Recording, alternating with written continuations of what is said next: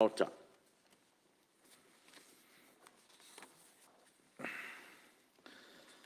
O lei tuina atu isi fasisilanga al fonftalai. E mua no fatalo fatu de paia o tato mauta. Le fio lau fionga al teitai al malo, lau fionga al tamaitai Palemene.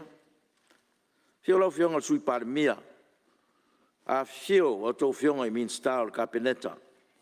Teinande a tō fionga I minsta lango. E fatalo fatu fo I leitu al mauta. I lau fionga le sui teitai o leitu ngai. Malama malu o sui fono uma al Palemene. Fatalo fatu fo I tapo inga falulunga mtanga luenga. Pala tontu maoti al tatu malo. O mawhai tato au wai fatasi. Malo se fu mnuia. Malo le langi mamai le nei tai au. Tato te fo I lava. Le tau langa o le fa mnu. Ma le fa ne tanga le tato tua. O no lona alofa ma lona anga le lei. Ua tato sira fa iai le mnuia le nei tai au. Le uma fo le Somalia le upo le tua. Pe on tato iai le tato maftanga tatalo le tai au. E whaia lava le tua avano le lei. E fa soa mai ai lona finangalo. E whai ma fue I la tato folaunga. E iei fo I la le tato te tanunga. O se fatu e pa ule le lei. Tau ia ina ia tupu maolo e whai masulu. I taimi o le pong sa. E le whaangaloina fo le tapo inga Samoa. E ona tafa e fia. I lau fionga I le au malu le tato malo ma lau musiofo. Lau fionga le suito fia ma lau faletua. Lau fionga le whamsinsili ma le mamalu le whamsinonga. Le paia I whaalulungo e kālesia kepsia no uma I Samoa. Whapea le au whaingaruenga tutofi o le tala le lei. E le vaia fo I whala oto I paia whai Fonotaga Samoa. I ainga ma tama ma ainga. Le songa tu mua mapule. I tu au mala taua. Ainga I le tai ma le vao fonti. Ai te nane le tapo inga na I tato uso sae. Ma so Samoa. O whaafafonga tapo I mai tafa e fia o le lalulangi. E whaatalo whaatu lau Palemene I le nei tae au. Ma lo I lo o toso I fua manuia. Ma le langi e mama. Tapo I maia ma le manuia. Le aro whaiva le tato maota le nei tae au. E wha manuia atu le fonftalai. Ianga le leile tua. Ma tō mai le langi manu. I le tō whaatatala ma le utanga tutu mamau. Ua mata upu o le a soala upu le ina. Manuia le usunga fono, a lau fionga le tamaitai Palemene ma lau kapeneta. Manuia le usunga fono I tu malo e fia o le atunu. Isi whaasisilanga a le fonftalai. Ua sira fia uma le tato maota. Whapea le whaafonga tapo I mai le atunu. Ia whaasisilanga whaalawa I tele na whaia e nisi o sui o le vaenga whaia pui ai a tau tangata, HRPP. Whaelo ailo lato wha vae mai ai la lato vaenga whai. O la stolo Novemba lua, na whaasisila whaalawa I tele ai to whai a ona potu ana si leota, o le suis fono mo si umu, ma le to wha ale vena ale, o le suis fono mo faleata wha. Ia la ua wha amavaenga mai HRPP. A o le aso lusu fitu Novemba lua. Na wha sila whalawa I tele ai e le fionga ia mau usia osi pue mai. O le suis fono mo le vao fonti. Lo na wha amavae mai ai I le HRPP. O le aso wha Novemba lua. Na tuina tua ia unei o le fonftalai. Se wha silanga. O morianga I lalo tula fontu mau, ma le tula fono whainga palota, lua o tasiiva, I le suis fono mo si umu, ma le suis fono mo faleata wha, e tusa o la sanga o le name ta upu. O la sorusu valo Novemba lua, na tu inatua I foi el fonftalai se whasisilanga, I morianga I lalo tula fontu mau, ma le tula fono o whainga palota lua o tasiiva, I le suis fono mo vao fonti. Tu sai man tau fasu ono fa vai malo tu tasi o Samoa. Ma foi upu se lau fasu mo tasi se ia o se lau fasu tolu o le tu la fono fenga palota lua o tasiva ua iai mafuaanga ua talto nuai le fonga talai fa pea. Ona le ta upu fasisilanga fa lau itele na faia sus fono ta ua la tolu November lua o lua ma la so lusu fitu November lua o lua fa pea.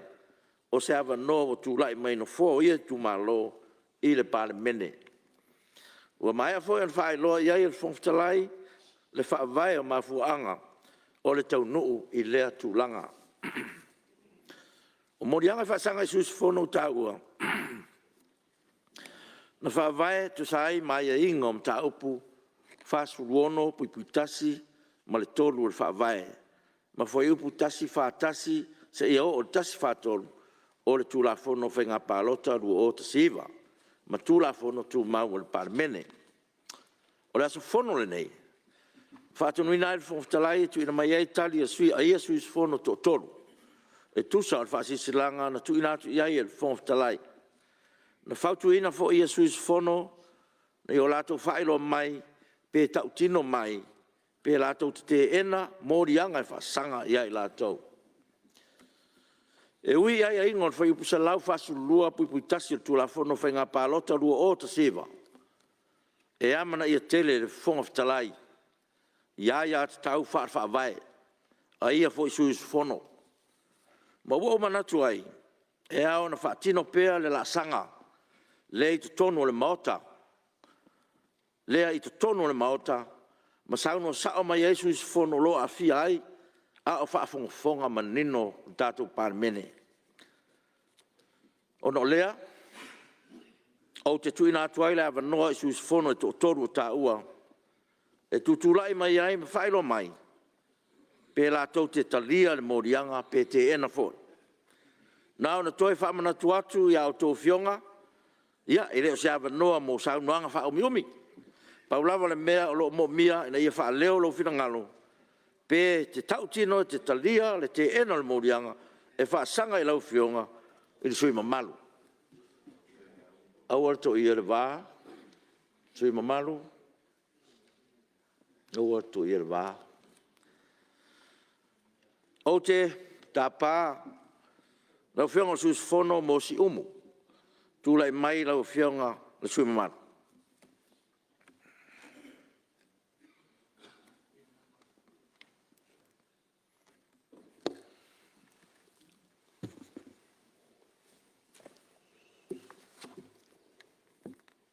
Taftai mo lo wa no lo fionga ni fo al fono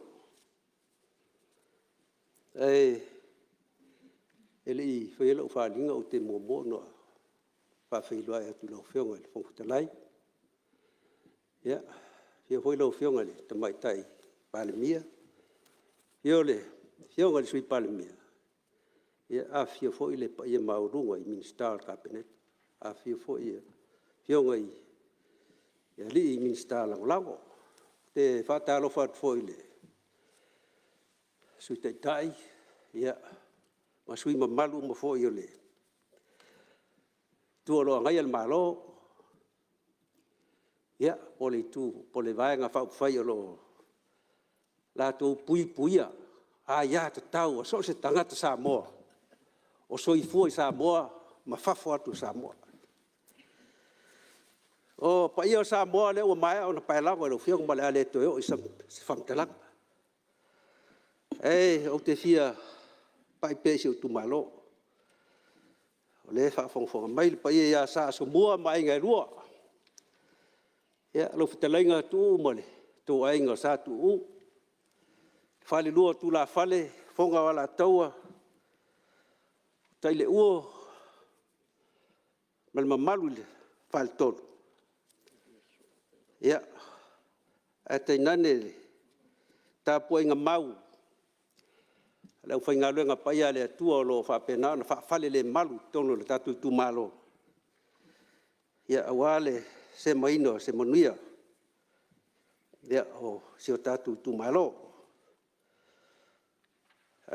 lo fionga ile fong fetalai o te tono le so o se tau esel nei ona o le mea mua le nei o tupu I tonu le mahotal nei o le pane mele nei talu ona tuto tasi o le so la fina wina le saonga le mua le folo tu malo o le whamasino mai lau fionga whamasino mai mamalu maota nei whamasino mai Samoa e whamasino folo tu malo o le sili lau fionga I le whangwhitalai. O lea sa wangsang. Sanga sala mamafa. Lau wha maa vai mai le vaenga. Wha upu whai. E pui puia. A ia ta tau tangata. E o sanga sala ele me lau fionga. O le wha vai. Ta pena ina. E o tātou tu a. Ina ia ola. Sa o loto. Ma ia mana ia a tātou a ia te tau ma ia tau so Samoa lo so ifua o nei tu la fono uma lau fionga ta pena ina mo le solonga le lei o ngā luenga al Palemene ma po fe lava e whaatu langa iei nei tu la fono e maise mo le lei nofo le lei ma le file mo le tunu a fa faulo se tangata to tasi po se vaenga to ititi ona oni manatu fau malo fia pule ma le fa mau lunga ona fa le tonu lo le o le fa vai o tu la fon tu mau ma le tu la fon o fenga palo ta sama fai lava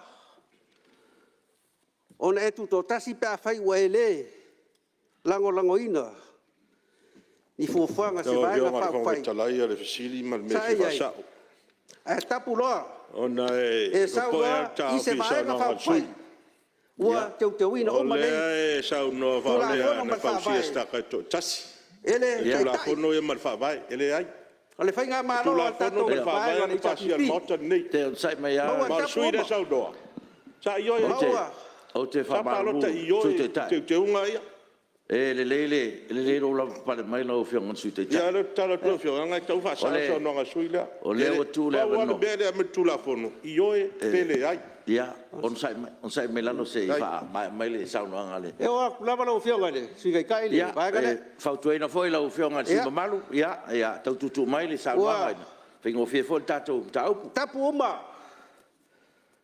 lawa ya tau e tuto tasi ai o te mtuata tonu na mtuata pena tatu taitai ia o lava nei to e sao se isi tua e pule to tasi ia ma le sawa I sui mamalu I tu malo lo lango ba lo si le tau pipi lau fionga le fong fitalai o la awa ya tau lo fionga le fong fitalai o la awa ya tau la se o la awa ya tau o ku ka ngi o sai me o ya tau ma si son o bar par le ka ku la ya le o ku si sui ya te sai mai o le fa le tu la ya si la mai lau fio ngon suite te no fo le fa ya on sai mai alo ke ka kalo ku lo fio le se falta la ya sa sui la on sai mai le o tu la ya te fai mo si tau lang ia po le ala balon tau nu so net foi le ma fa sa o le nei se ia se fa tu tala no fo ia ele ia tato pe no fa ya tu le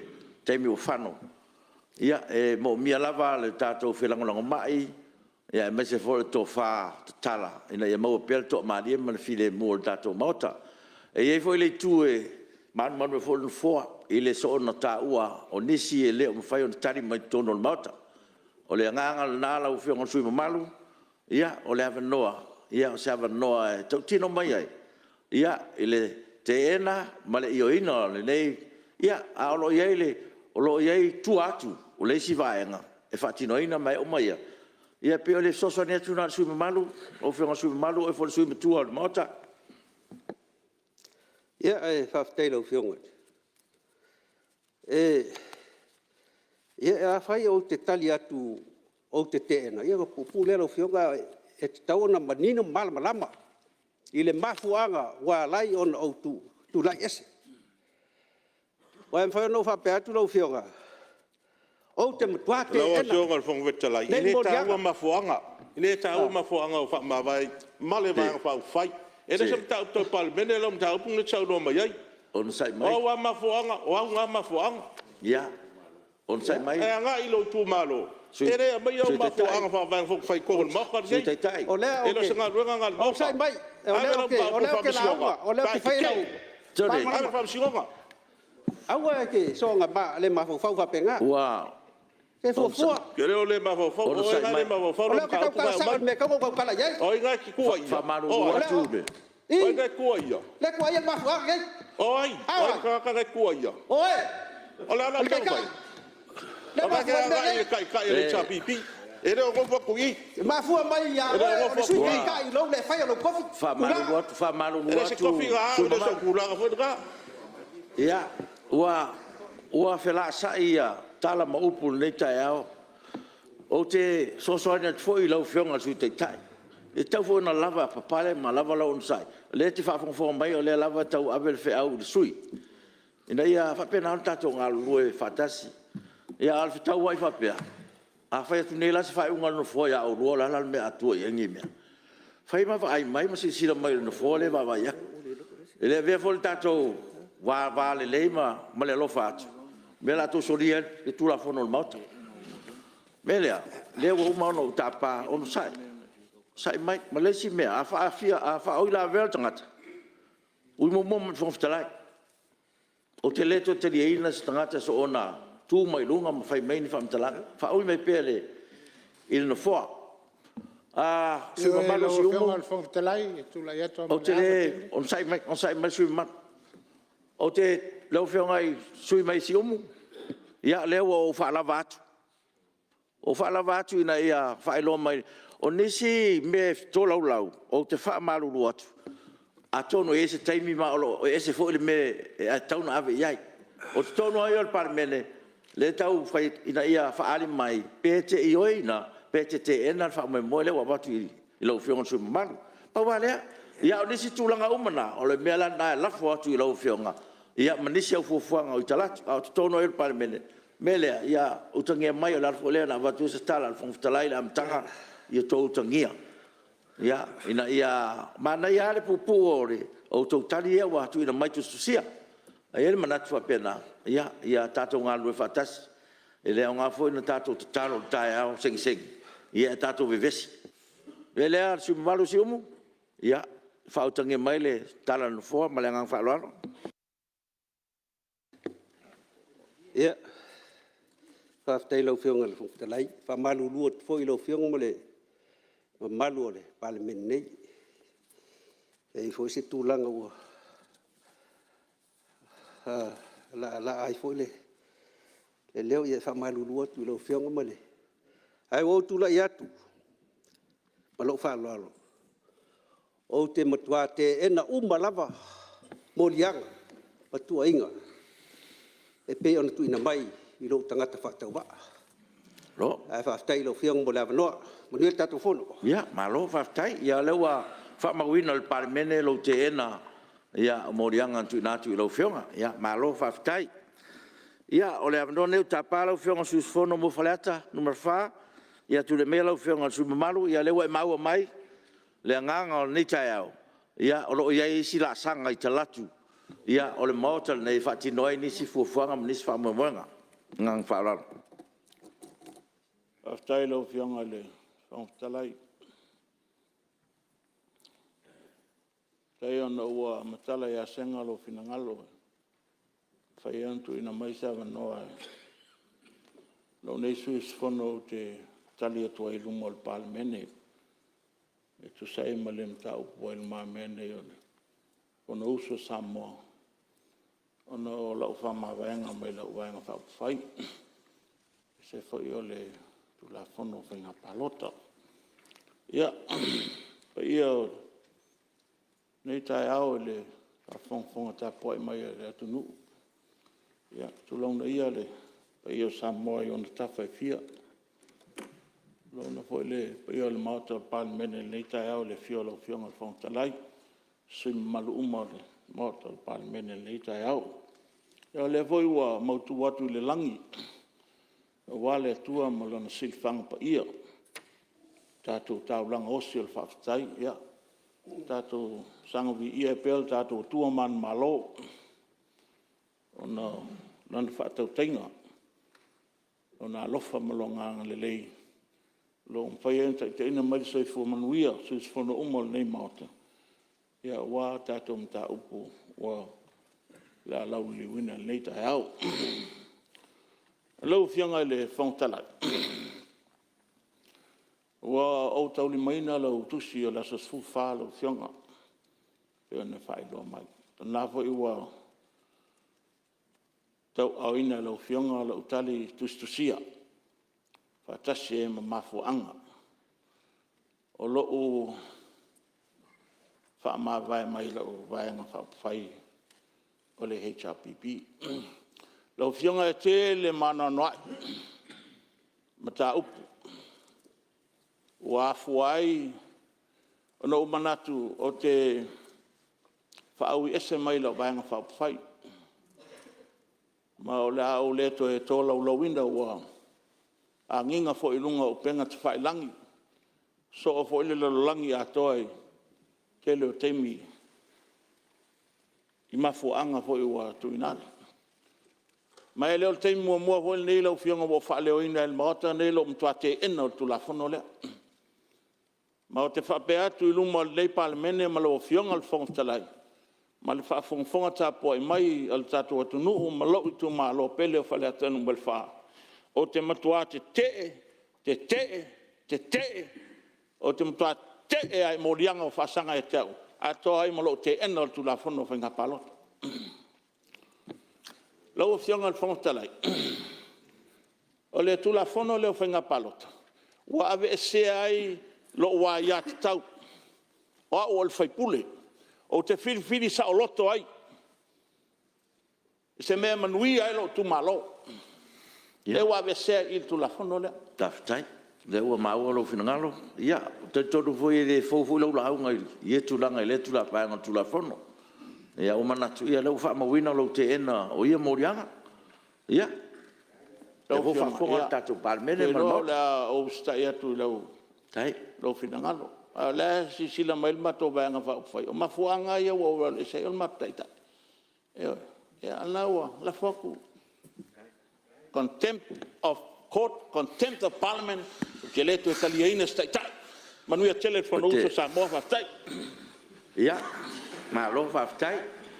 Ia, e whautu atu pe tātou saunuanga. Ia, o le tātou tūrafono tu maulawa ia aua le tāua ia se tasi e de mwhaina tali mai i tono le Palemene. Ia, e nāua maua lo whirangalo. Ua e te ena ia morianga tuina atu.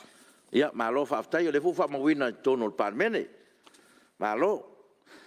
Ia, o le awanone o tapai lau whionga suisfono mo le wafonti, tu e mei lau whionga suiman.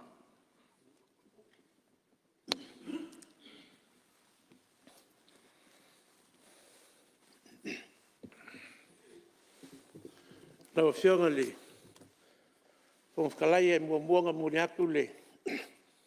Nganga whafkei tele. Se foi o lava ngoa ua kuinga mai lau foi sui whipule. Ia, e whonsia e foi se langona. Se mngaku vai voi. Ia, o maa le whaamo e moe le. E kai ao le whanausu le tunu. Ai le i wholsia la se patau waa. E le kao whio leo wa. Mai au ngā whiku ngai ma pou i lima. Le whaamo e moe o le ngi kai ao. O le foi ua mai au ngā sasua hi ua fwe sao whareula. Ngai le vaisu koko. Ai ane lau ka mū, whameo leo mai anga oko ai koa wan ka kou waka pia ma le kua fwofua. Ngaku lea. Lea ua longo kala le lei, le vi au kui polonga. E kutai o le whiau fola. A se sunga pau foi. E pei on kai ai. E le sunga ka mako inga.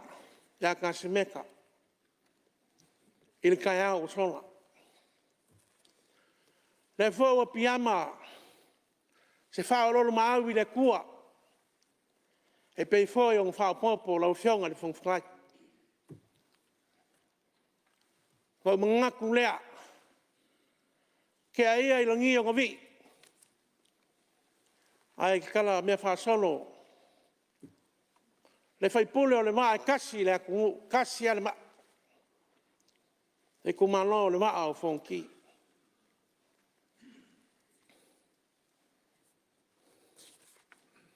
ole fa mo mo ngi kaao le umongi anga le se ngole ku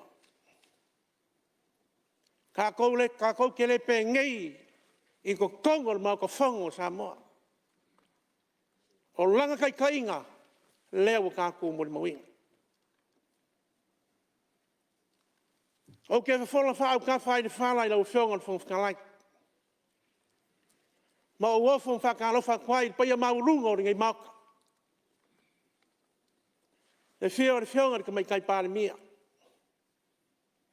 fio sa fa pico fio ya fe ben au min ka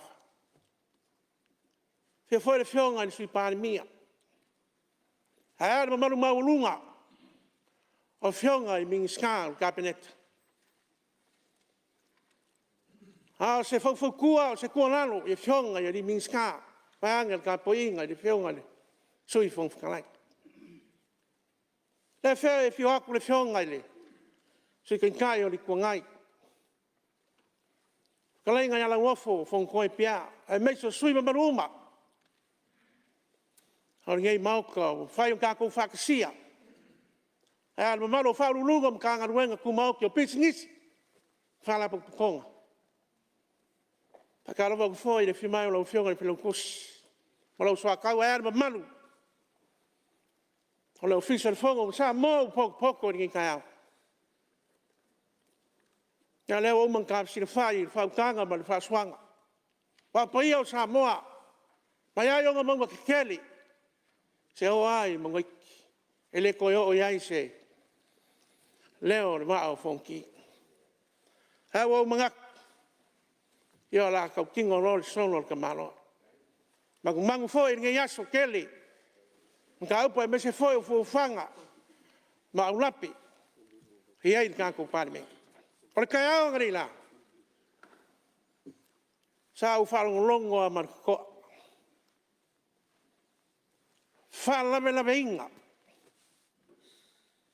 ese foi le fe ausa mo di mai a se upu foi fa le nganga a o ngi mangaku foi fo e ka pu e le anga iluma e o lewa si le fiam pa fonga vi ia le ku a kulanga pe nga ia le so le lo kuna ia le ngai ku malo ai fa fonga mai se ku malo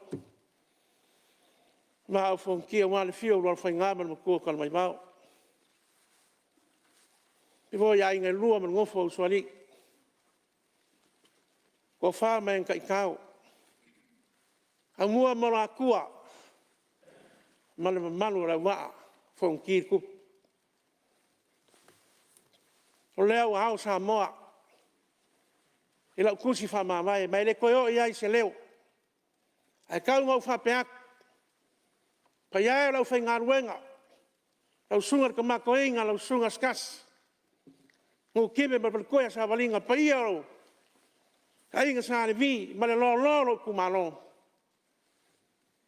o ke kau kingo ak le fionga fong kalai fa fonga le ngue le ngako sa mo ngai au ku mau o ke engai le kusi ia pe yo ko inga mai ia pai wa ma ku kala ia manguia kelele kirisimas manguia foi ko sing foi pa ma ulunga pa menga me sa mo au fa fong mai kai le kualo ko soi fua au fa ka muava ka ko sa o le nganga foi o fa mo moi o lumanga o le pepe fo o le alo ngawinga o le ka ko fa o kanga ka penga Yesu ngo ka ko maua le loko pe fa manga la fa fukia o solo lewa fa ka muava Le fo wa kan ko fa lo inga le kele o pese wa langi pea ke le vise mo ki vi a se fa we moli moli mai a se fa mangaku fo fa ngalo ia ke o sola o mai ia le nganga o le pepe fo fa fo winga ai ka ko le se so ka ko ya ko fu ngaka mo go vai vai ha nga le ku e fa sing ele ya ngi umi nga wa fola ya lo ke enga lo modiang ya malanga fa lan ni fa go le tunu ua fa balo fa tai sa no super mal fa fonga foi male to al pa il mauta ia to sa no manino ia to sai foi o to manga ia mal al tu la fono e pe no uma fa ilo atu ia to fionga ia lewa manino foi nem ta upu de fa fonga angal mauta ia malo fa tai sai tatu tu la fon tu mau ele ese fe la fo inga e fai e nem ta upu tu le melo fionga su fon talai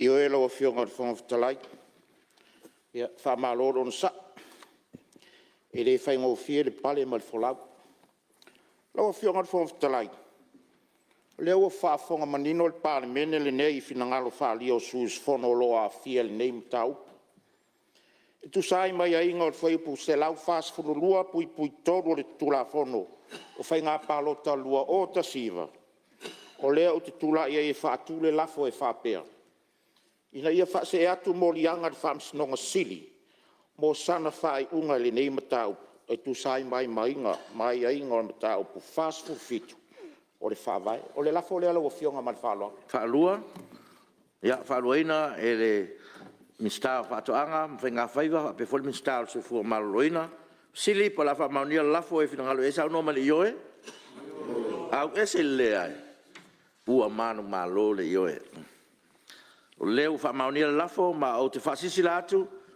ia o le fa se tu loa ia nei molianga o man fam snonga maulunga le Simon ta up fasu fitu fa vai mo se fai unga o le name ta upu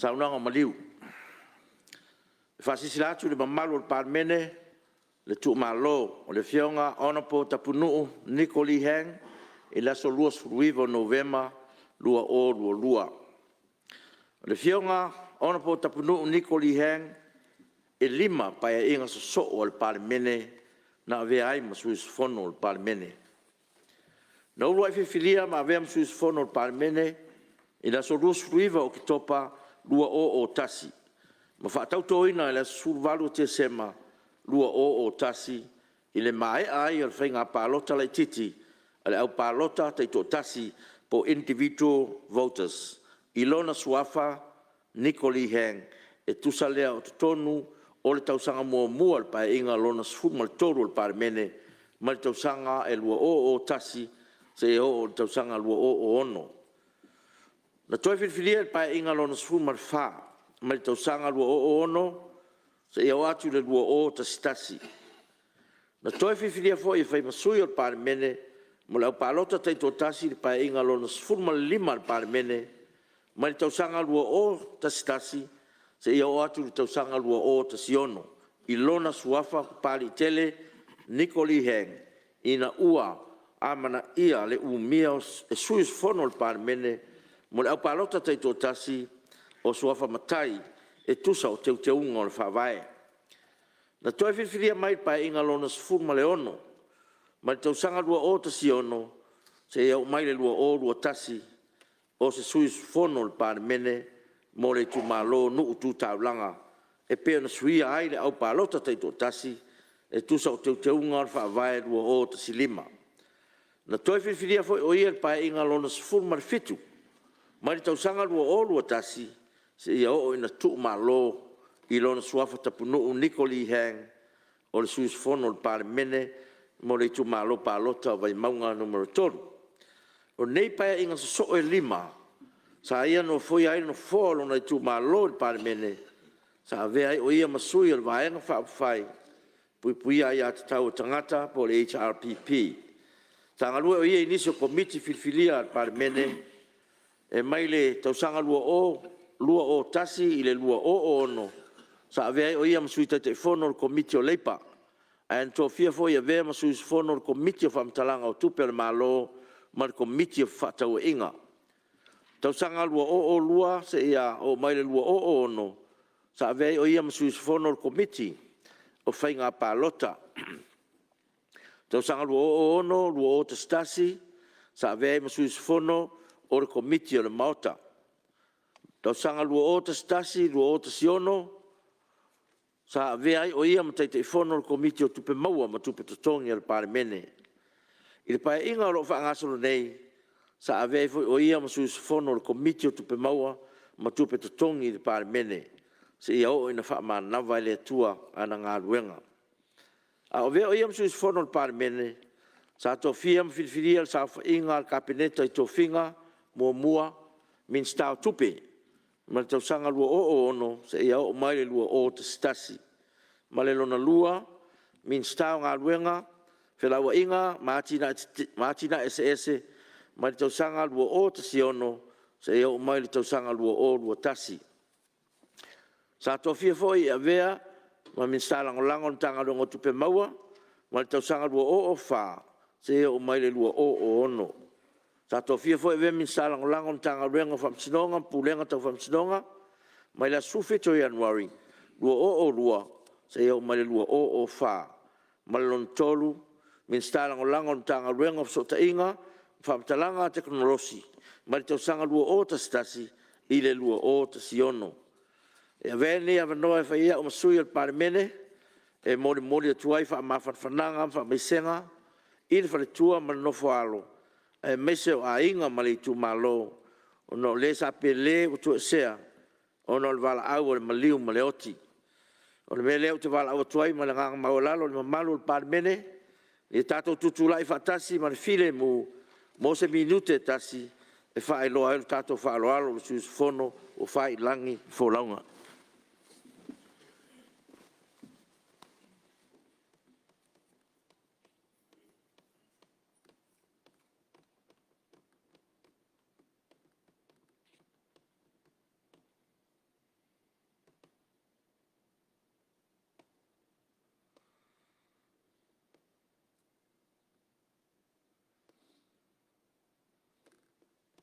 Whaftai, nal mai lau.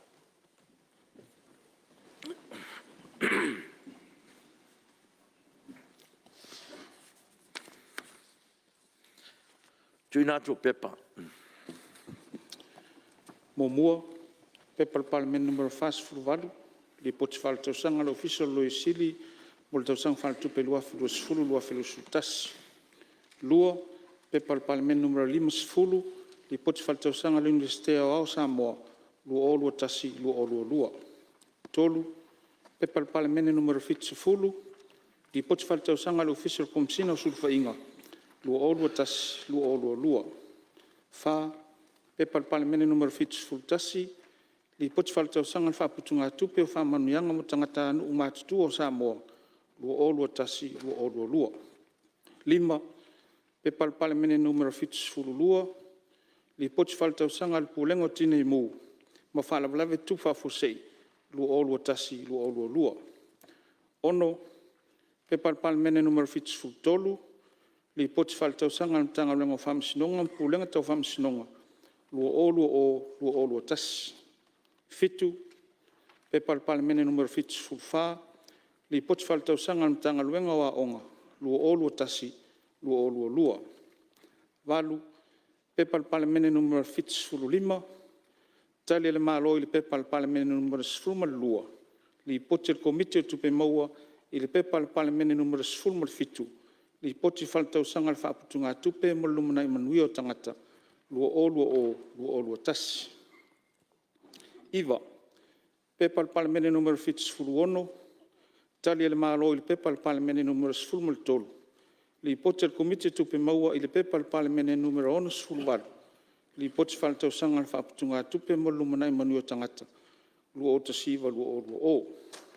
10, pepa le Palemene numero 7 tali le malo i le pepa le Palemene numero 14 li poti le komiti tupe maua i le pepa le Palemene numero 7 ma le pepa le Palemene numero 13 Li poti o whamatalaga matala tupe whaputunga tupe o whamanuianga o tangata anu matutua.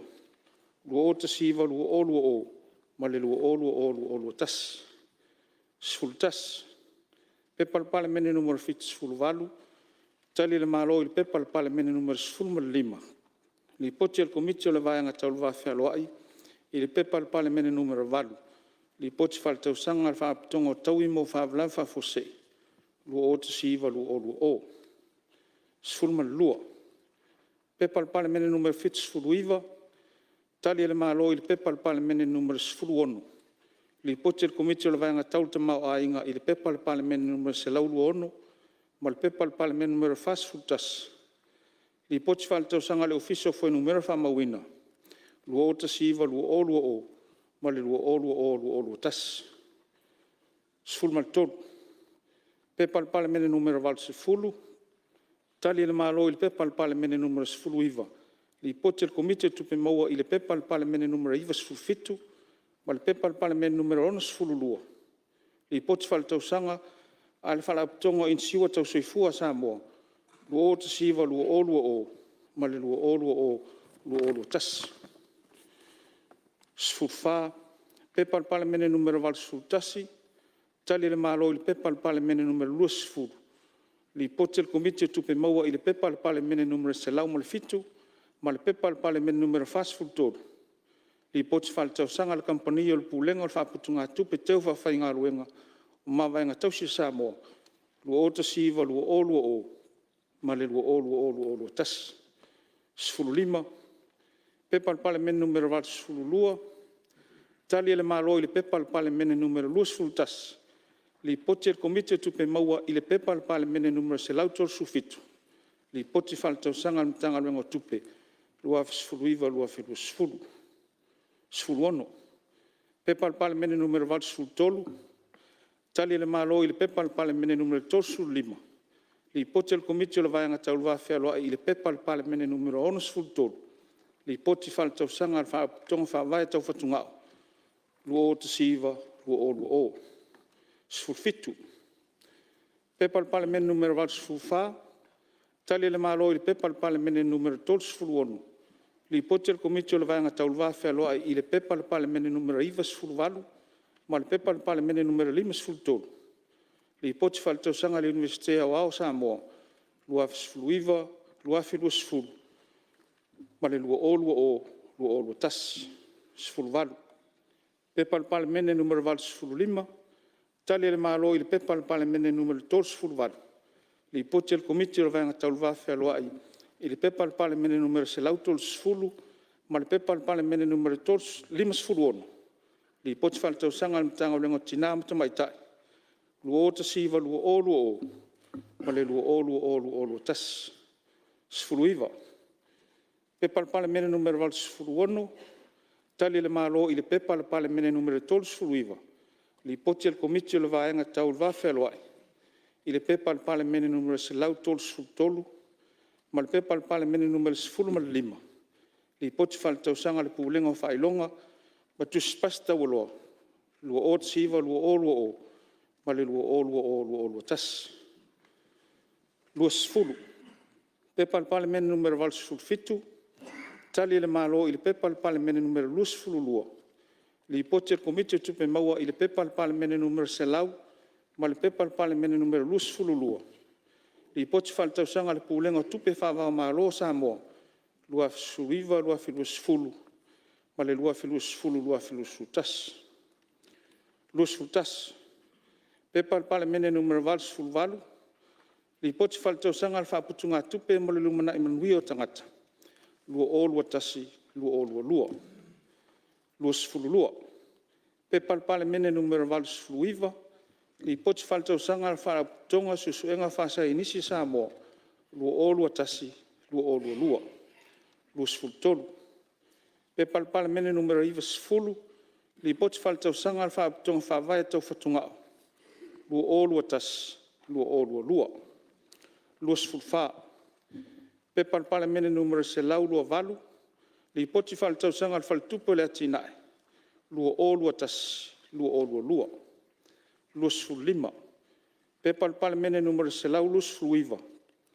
Li poti faltausanga le komisi le tue futainga o tu la fono Samoa. Lua o lua tas, lua o lua lua. Lua sfuruono. Pepa le Palemene numero se lautol sfuru. Li poti faltausanga le pensione le Palemene. Lua o lua tas, lua o lua lua. Lua sfurfitu. Pepa le Palemene numero se lautol tasi. Ofisa o le komisi o whainga palota. Li poti mo le whainga palota la ititi lua o lua lua. I tū malo palota nganga I whamaunga numero lua. Lua sfulvalu.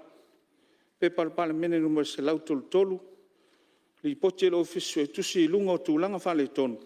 Mo le tausanga whale tupe lua o lua o. Lua o lua tas. Ma le lua sfulu ma le iwa. Sa ro lua o lua lua pa lua. Tu la fon whatotono le whafuenga o la fonga. Por kalame fa elektroni e mata I tu wai fa mtalanga o loa fa tau malafonga. Lua o. Al fa alo lo fiong. Tuina atu o li poti a komiti fa Palemene. Mua. Pepa Palemene numero iwa sfutasi. Li poti al komiti tu la fon tu mau. I le pepa Palemene numero 11 sfuluiva. Ma le pepa Palemene numero sfulu ma le lua. Li poti faltausanga le pensione le Palemene. Lua o tasiva lua o. Ma le lua o tas. Lua. Pepa Palemene numero iwa sfulu lua. Li poti al komiti tu la fon tu mau. I le pepa Palemene numero sfulu lima. Ma le pepa Palemene numero sfulu ma le iwa. Li poti faltausanga le ofisa tausi mawaenga. Lua sfulu iwa lua felua sfulu. Ma le lua felua sfulu lua felua sfulu tas. Tolu. Pepa Palemene numero iwa sfulu tolu. Li poti al komiti tu la fon tu mau. I le pepa Palemene numero sfulu fa. Ma le pepa Palemene numero lua sfulu tas. Li poti faltausanga le komisi o ngā ruenga le malo. Lua sfulu iwa lua felua sfulu. Ma le lua felua sfulu lua felua sfulu tas. Fa. Pepa Palemene numero iwa sfulu fa. Li poti al komiti tu la fon tu mau. I le pepa Palemene numero lua sfulu tolu. Li poti faltausanga le official lo sili. Lua sfulu iwa lua felua sfulu. Lima. Pepa Palemene numero iwa sfulu lima. Li poti al komiti tu la fon tu mau. I le pepa Palemene numero iwa. Li poti faltausanga mtanga luenga o whamsinonga ma pulenga tau whamsinonga. Lua o tasiva, lua o. Ono. Pepa Palemene numero iwa sfulu ono. Li poti al komiti tu la fon tu mau. I le pepa Palemene numero selau sfulu valu. Ma le pepa Palemene numero sfulu lima. Li poti faltausanga le komisi le toi futainga o tu la fono Samoa. Lua o tasiva, lua o. Ma le lua o tas. Fitu. Pepa Palemene numero iwa sfulu fitu. Li poti al komiti tu la fono tu mau. I le pepa Palemene numero sfulu fitu. Li poti le whainga palota o lua tas. Official komisi o whainga palota. Valu. Pepa Palemene numero iwa sfulu valu. Li poti al komiti tu la fono tu mau. I le pepa Palemene numero sfulu. Ma le pepa Palemene numero sfulu valu. Li poti faltausanga mtanga luenga le Palemia ma le kapineta. Lua sfulu iwa lua felua sfulu. Ma le lua felua sfulu lua felua sfulu tas. Iwa. Pepa Palemene numero iwa sfulu iwa. Li poti al komiti tu la fon tu mau. I le pepa Palemene numero se lautol fa. Ma le pepa Palemene numero ono sfulu. Li poti faltausanga le official komisi o whainga palota. Lua sfulu iwa lua felua sfulu. Ma le lua felua sfulu lua felua sfulu tas. Sefulu.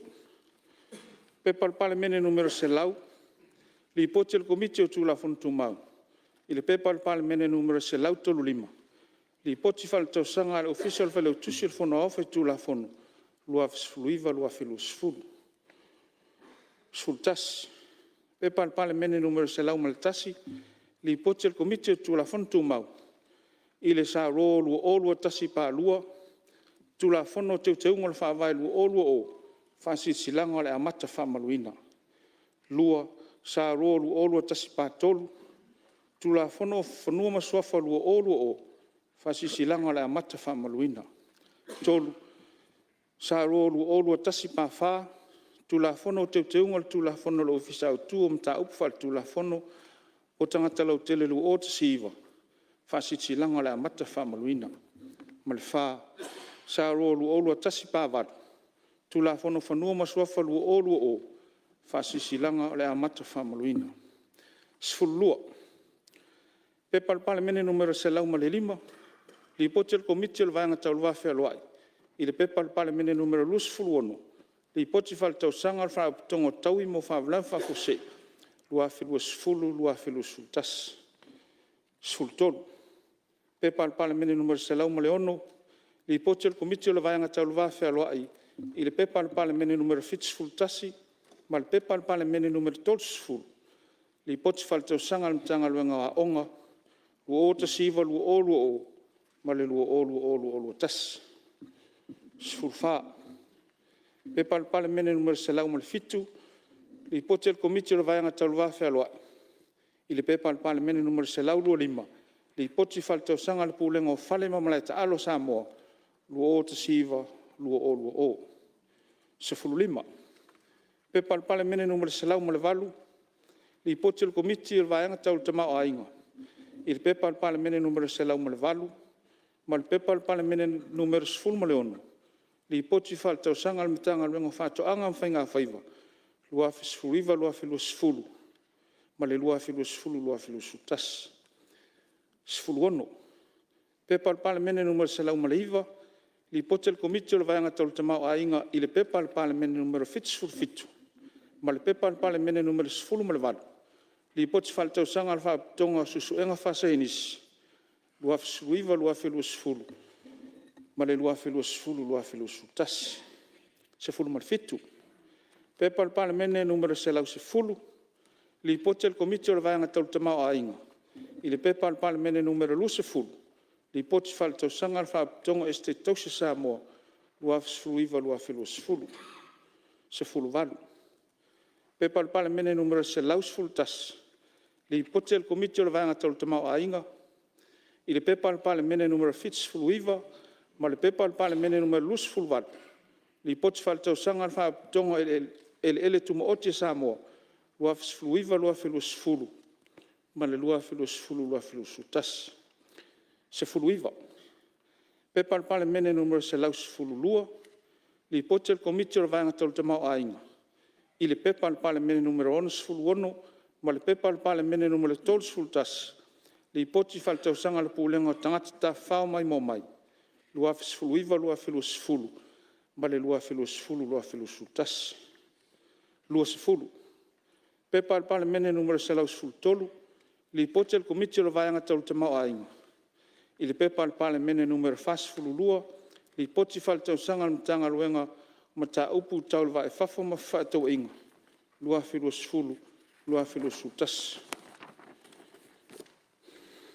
lua sefulutasi pepa le palemene numero selau sefulufā lipoti o le komiti o le vaega tauletamao aiga i le pepa le palemene numero 50 lipoti faletausaga le matagaluega o pisinisi a lamanuia ma le ipa luafe lua sefulu luafe lua sulutasi lua sefululua pepa le palemene numero selau sefululima lipoti o le komiti o le vaega tauletamao aiga i le pepa le palemene numero 65 ma le pepa le palemene numero 30 o lipoti faletausaga le matagaluega tiute ma tupe maua luafe sefuluiva luafe lua sefulu ma le luafe lua sefulu luafe lua sulutasi lua sefulutolu pepa le palemene numero selau sefuluono lipoti o le komiti o le vaega o atina ese i le pepa le palemene numero selau ma le 3 ma le pepa le palemene numero 21 lipoti faletausaga le pulega uafu ma taulaga luafe sefuluiva luafe lua sefulu ma le luafe lua sefulu luafe lua sulutasi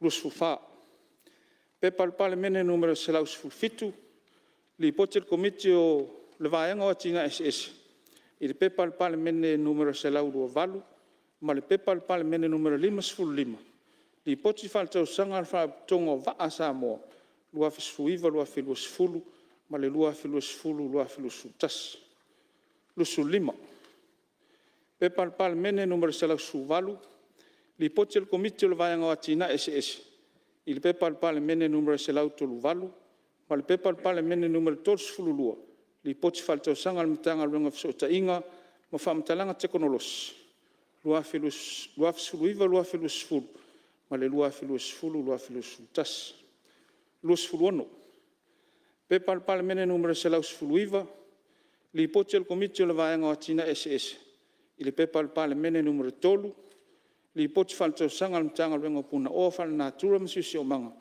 lua fesuluiva lua feluasefulu lua sefulufitu pepa le Palemene numero lua sefulu li poti le komiti o le vaega o atina ese i le pepa le Palemene numero 4 ma le pepa le Palemene numero fasefuluiva li poti faletausaga le faapitoga o malosi faaeletisi lua fesefuluiva lua feluasefulu ma le lua feluasefulu lua feluasefulutasi lua sefuluvalu pepa le Palemene numero lua tasi li poti le komiti o le vaega o atina ese i le pepa le Palemene numero 5 ma le pepa le Palemene numero 3 li poti faletausaga le ofisio le pule faatonu lua fesefuluiva lua feluasefulu ma le lua feluasefulu lua feluasefulutasi lua sefuluiva pepa le Palemene numero lua li poti le komiti o le vaega o atina ese i le pepa le Palemene numero 6 faamatalaga o sini autū o le auaunaga o vaa Samoa mo le vaitaimi lua o lua tasi lua o lua fā tolu sefulu pepa le Palemene numero lua tolu li poti le komiti o le vaega o atina ese i le pepa le Palemene numero 7 ma le pepa le Palemene numero lua sefulufitu li poti faletausaga le auaunaga o vaa Samoa lua fesefuluiva lua feluasefulu ma le lua feluasefulu lua feluasefulutasi tolu sefulutasi pepa le Palemene numero lua fā li poti le komiti o le vaega o atina ese i le pepa le Palemene numero 10 faamatalaga o sini autū o le faapitoga o le malosi faaeletisi mo le vaitaimi lua o lua tasi lua o lua fā tolu sefululua pepa le Palemene numero lua 5 li poti le komiti o le vaega o atina ese i le pepa le Palemene numero 5 li poti faletausaga le pulega o le suavai lua o lua tasi tolu sefulutolu pepa le Palemene numero laualuonu li poti le komiti o le vaega o atina ese i le pepa le Palemene numero 5 li poti faletausaga le pulega o felauaʻiga le laueleele lua feluasefulu lua feluasefulutasi tolu sefulufā pepa le Palemene numero laualuafitu li poti le komiti o le vaega o atina ese i le pepa le Palemene numero 5 li poti faletausaga le pulega o malae vaalele lua feluasefulu lua feluasefulutasi ma le tolu sefululima pepa le Palemene numero tolufā li poti le komiti o tulafono tumau i le pepa le Palemene numero 6 li poti o faigā palota laiti lua o lua tasi o ofisio le komisi o faigā palota ma le faaloalo laufioga lafo faatū o taʻitaʻifono komiti faapalemene tule mai laufioga sui taʻitaʻifono o le komisi faapalemene lauafioga le fogafetalai tusai ma tulafono tumau se lau fitusefulu i lona puipuilua puipui a puipui pi ma le puipui si o te tō laulauina suafa o suisofono e pe ona faautuaina le komisi faapalemene mo le faamaonia le fono aoao faitulafono i komiti faapalemene ua tofia iai o le komiti muamua o le komiti o tulafono tumau ma taupu taufaiga palota talosaga ma tofiga falefavae ua tofia iai le tofā iā foʻi sala lilo tuu ioane e sui tulaga le afioga iā tea toala pe atu ua faamavae mai le komiti komiti e lua o le komiti o tupe maua ma tupe totogi ua tofia iai le afioga iā faagase alii sa poa feagiaʻi e sui tulaga le afioga iā honorable tapunuu niko liheng ua tuu o le malo le afioga iā ai ono tilegafa e sui tulaga le susuga iā honorable tuilaepa fatialofa auelua saʻilele malia le gaoi o loo faamalōlō le tumau le afioga iā alaiasa mo e faauauō ma laga tuitogiaʻi se pulona mo nanu e sui tolaga i le tofā iā le ala i le pule rimoni ai afi o lo whaamalo le tū mau foi. Ma le awhionga ia angaseata va le lio tanu vasa peto e wha atoa i leo wha inga e toa iwa o sui fono o komiti lea. Ma le wha lor tele lau whionga le whonga talai. Whalua ina le whionga le mista whatuanga ma whainga whaiva. Sili pa la wha mauni le lafo e whina ngalo esa no mani ioe.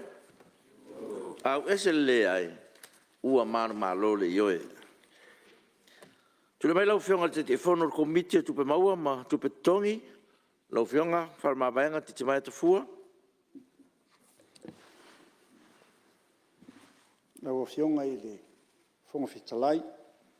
E taluai e le mai ale lei i lo ilonga le nei komiti le pepa al Palemene numela lua tasi lua.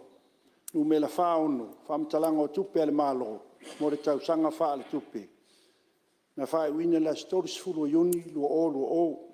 O le ala leo le tula iatu ma wha alo i wha tu le lafo. Ne ia tu sai mai a ingo tu la fono tu mau tasi ono pui lua. E tausanga inai se wha tananga fono au whai tu la fono. Mo se taimi wha popo e wha mai ai roi longa. Ale nei komiti i le pepa o ta ua. Malipo ti mai le fono au. I se aso fono le tausanga fou lua fe lua tasi i a Januari. Whalua le whionga mista whatuanga whainga whaiva, mista sufua maluina, wal mista leo. O le siri pa la wha maunia lafo e whina ngaro e sau no mani ioe. Au ese le ai. Ua manu malo le ioe. Tule mai lau whionga le te fono o komiti o le vaianga tau tamau ainga. Lau whionga ni wawa e ti malolo. Lau whionga i le whongwhitalai. E taluai e le imae ale lei lo ilonga le nei komiti i le tūlafono tau whaofi. O tau teunga o le tūlafono o sootanga va le lei o leipa mga aluenga lua. O te tūlai ai ma le whaalalo e whaatu le lafo. Ia tu sai ma ia inga o tūlafono tu mau tasi o nono pui lua. E talo sanga inai se whaatananga le fono au whai tūlafono. Mo se taimi wha popo. E wha mae ai loilonga le nei komiti. I le tūlafono tau whaofi ua tā ua. Ma li poti mai ai le fono au. I se aso fono o le Fonotaga ia Januari. Lua tolu. O le lafo le ala o whionga le whongtaga. Lua e le mista o ngā ruenga ma ngā ruenga tele. La peo e mista o leo. O le fsiri, la wha maunia lafo e whina ngā e sau no mani ioe. Au ese le ai. Ua manu malo le ioe. Tule mei lau whionga te whono le komiti o tū la whon tū mau. Tā upu tau whainga pālota. Tā sanga ma tō whinga whaavai.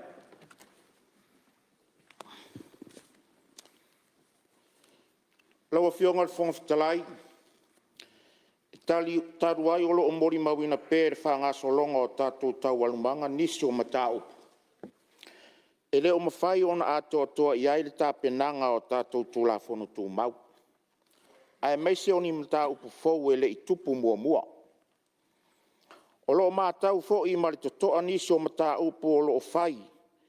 Ma maa whaafua ngalu ma ua whaavai tu ia ai le alo ia mari tau aloa le whanga solonga o ngaluenga whai ale tātou Palemene. Ai meise o le tau aloa le tofi o loo se e ai le whionga. O nisi foi o mta upu sa o tātou tango fia. Ma ua whai ai le whai unga le nei Palemene. O loo tātou moli mawina lava. E mo o mia ma ua ana ngā tatau ona toi teu ai ainga o tūlafono tū mau. Ina ia matua wha mau tū le lei. Mata oto ai anga tonu le wha tonu fo lau ma lo tātou ngā luenga. O le anganga lau walunga i le vaenga lea lau wa whionga le whongwhitalai. Ia mawhai ona maru puipuia le tau aloa ma le mamalu o le nei Palemene.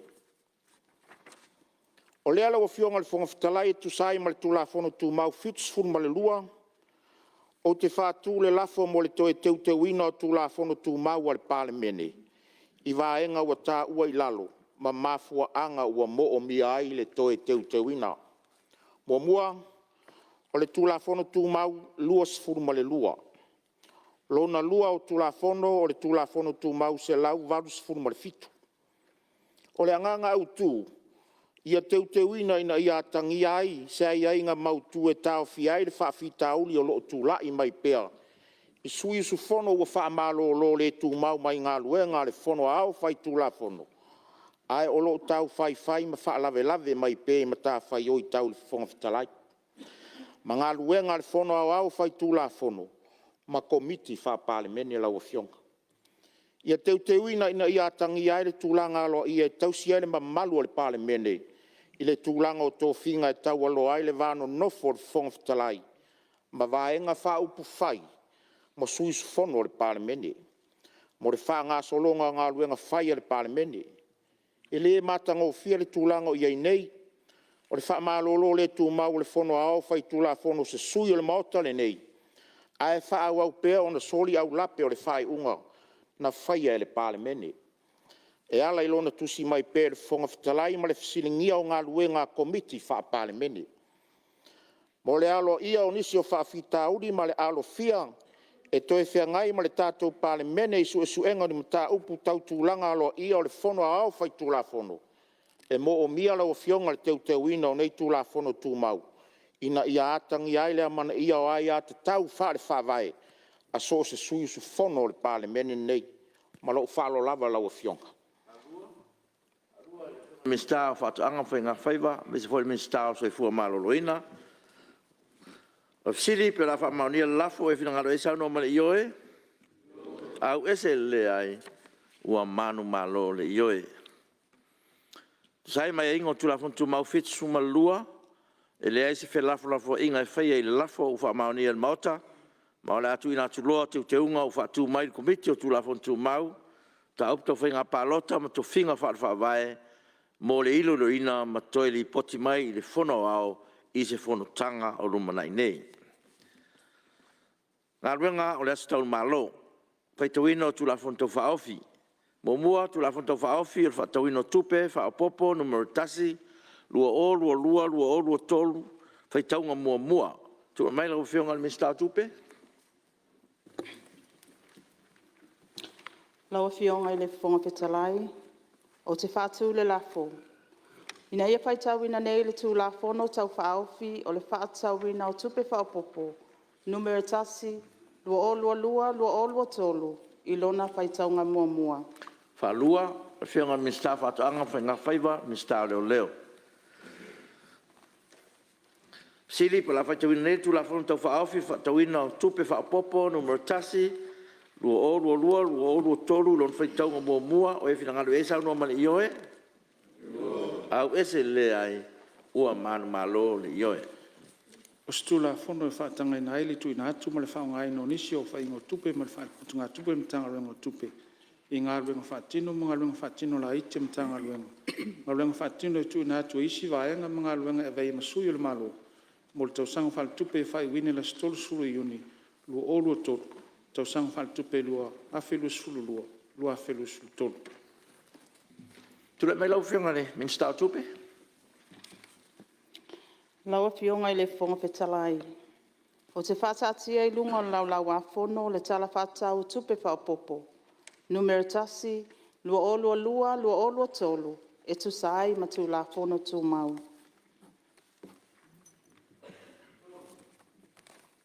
Whaofi o le whaatawina o tupe, whaopopo, numero tasi, lua o lua tolu, lafo mo le whaitaunga whaalua. Tule mai lau whionga le Mr. Tupe. Laua fionga I le fonga petalai, o te whātū le lafo. Ina ia whaitawina nei le tū la fono tau whaofi. O le whaatawina o tupe whaopopo numero tasi, lua o lua tolu, I lona whaitaunga whaalua. Whaalua, e le whionga le Mr. Whātuanga whainga whaiva, Mr. Leo.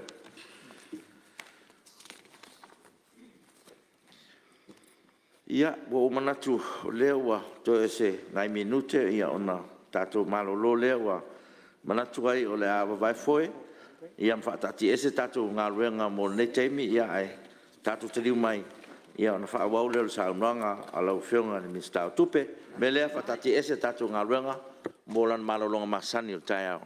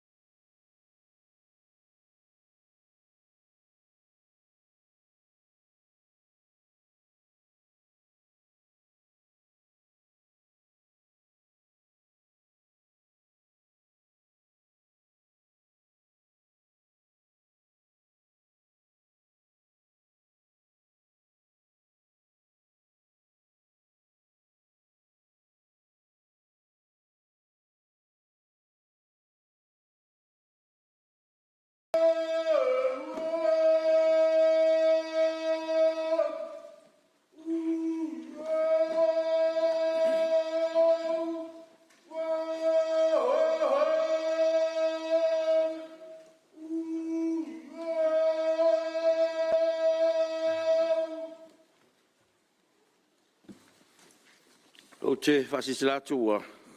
Tua mtelia nei tau manga whono au whai tūra whono.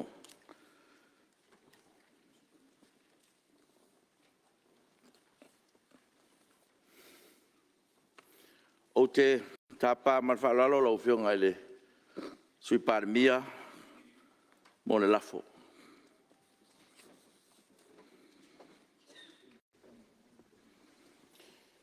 Lau whionga i le whongwhitalai. E manatu lea ua mahea o na pale au le tautenga ma le talinga sua al maota. Whamalo whawhitai lau whionga ai whapia fo il tātou ofisa mo le tāpena ino le whamalo stino al Palemene le nei tai au. Lau whionga o lea ua whanga solo le tango fia ino a tātou ma tā upu tau whaofi e peo na whamaunia i le tūlanga whaanatinati. A alwa yaso whaiu, fo o le nei o ngā luenga o le nei tausanga. Sao tātou a wai whatasi le tātou mawhitanga te talo le tai au o sola. E iai fo le banatu, e leo ato o toa le lei le malosi o le tātou mota. E le lei lava lo tātou sa ili malosi, na ia mawhai o na ausia tūlanga au pitusili o na lei o le tātou swala pulenga. O le ala lea o le tula iatu ma le whaaloalo e whaatu le lafo. Ina ia whaatatia ese a tātou tūla fono tu mau tolu sulma le lua, mo le suia o tātou tūla fono mo le aso fono le nei e whapea. O le a whaawau pea, tātou tau o le manga se ia audia le tūla e tasi i le awauli, o na whaatatia ese lea mo se malolonga, ma toi whaawau ai le tūla e fitu i le afiafi se ia manava i li tūla e se fulutasi i le pōna nei. O le lafo lea ma le whaalolo lava lau whionga. Whalua le whionga le mista whaato anga whai ngā whaiva, mista leo leo whapipui ma tine mū. O le sili pura whamoni e lafo i whingaro e sau no male ioe. Au ese le ai, ua manu malo le ioe. Ia, o le a whangasolo tātu ngā ruenga, tu so le lafo whamaunia. E whatati ese tātu tau manga mo le malolonga o le tai au, tātu o mai mo le saunwanga o le tala whaatau tupe whaapopo, numero tasi. Lua o lua tolu, o te tāpā ma le ngang whaalalo whionga mistau tupe mo lau saunwanga.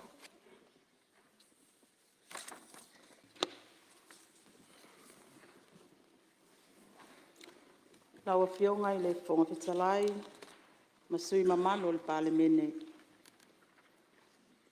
O le vi inga ma le whaamanu, e fo i pea i le tamā le langi. E ou le mana ma le malosi umalawa. Ia tu mau pea lo na whaanetanga, nei e o i le whaavavau. E manatu, ua whaapopo nei o ni aso ua. Ai le tu ua o aso folau. Ua sina fo i le ngalu, ma ua ite whanua lalo. Ina ua ngase atu ata o malama, i whaiva matiute o le nei tausanga. Sa alo whaiva i aisi o tātou watu nuu, mai o na ao se ia o i o na iu. E le i whaingo fie le tātou sāwalinga, i le amata mai o le nei tausanga. I le pipisi al whaamai, pe sui ia i mai o le tau. Ai mai se o le malanga al maliu ma le oti. I so se i tu o le tātou watu nuu. Hui a o lea, o le a ao la beai, o le tātou tamai le langi, o tātou au lia mai ai le nei tai au, mātango fie. Laua fionga i le whonga whetalai, o te tūla i atu ma le anganga wha alo alo. E a vea ia o masui o le malo. E tui nātu i lumo le laulau a whono o le Palemene o Samoa. Le nei tala whaatatau wha o popo mua le tupe, mo le tausanga wha le tupe, o loo wha ngā solo nei, lua o lua tolu. I loo tūla i atu ai te tono le nei maota. E tui nātu le tala whaatatau au tu o le tupe, lua o lua tolu, i le masina o me lua o lua. O loo tā pena si o tātou watu nuu. E te tala atu ana tua oi pa abao malo. i le lalalangi, i le mai ai le lua tausanga, o whaatinoina tapu masa, ona o puipuinga, i le ono o mai o le whaamai o Kovitis Furuiva. E ui le tele o ngā luenga, an whaatinoina e ofisa, mamatanga luenga le malo, a wā le malo puipuia, o si o tātou watu nuu. Sa mai tau wina le sao mai o le Kovitis Furuiva, i o tātou lau whanua, i le masina o Februari, lua o lua lua. E whawhetai ai pēr au nanga, sa whaatinoina le mtanga luenga soifua maloloina, maana paanga. Lea e o mai ai le nei taimi, o lo o mai tau wina lava le vava aia le lei, o le tūlanga i le pepesi ai o le nei whaamai, i te tonu o si o tātou watu nuu. O le nei o tātou tau nuu mai le awhal tau sanga whaal tupe. Ma o tātou mo le mauina, le whaatinoina o le tele o whainga whaavai, sa fuafuaina le malo. E le ngata mo le tāpena ina o le tātou watu nuu, mo le toe te talaina o tātou tua oi le lalalangi. O le whaafoeina ma le mataituina le lei o le pipesi atu o le whaamai o Kovitis Furuiva. E tau wala atu lea i le whaawawina o polkalame whaalau iloa. O ngā luenga so o tau au wai manuu mafio anga. Whaatasi ai ma le langolango sua le au whai ngā luenga soifua maloloina maana paanga. Ma ia mautinoa, le una ina pea o au nanga, mo le tātou ta mau a inga. Le tausanga fo ile nei lua o lua lua, o loo whata oto ai fofuanga le tātou malo, mo le wha manatuina o le ono sifuru tausanga. Talu o na tuto o tasi Samoa, lea sa amatalia, mai ile masina o yuni lua o lua lua, mai wha moe moe, e wha maea ia yuni lua o lua tolu. Le masina o au kuso lua o lua lua, lea sa tutala aloa ia ai tua oi whaavao malo, a Samoa i le lalalangi. Ma o le masina fo i lea, sa whaamanatuina ai le ono sfurtausanga, talu o na sainia le whiangainga whaawo i le vāo New Zealand ma Samoa. O le awhionga le tamaitai Palemene ia Jacinda Ardern, malana au malanga, o nisi na uluai, tau nuu mai lau whanua o Samoa, ina ua toe te tala pe malanga inga. E o mai lea so, o loo whaawau pēr le whaatinoina o whainga whaavae ma au nanga le malo. Ina ia una ia ai tangata ta whao mai moa mai whafo, a wale toe si itia le vaenga maoti o tūrisi. E au fia ai le una ia o ngā luenga whaalau iloa, toe whaatinoina o te wila.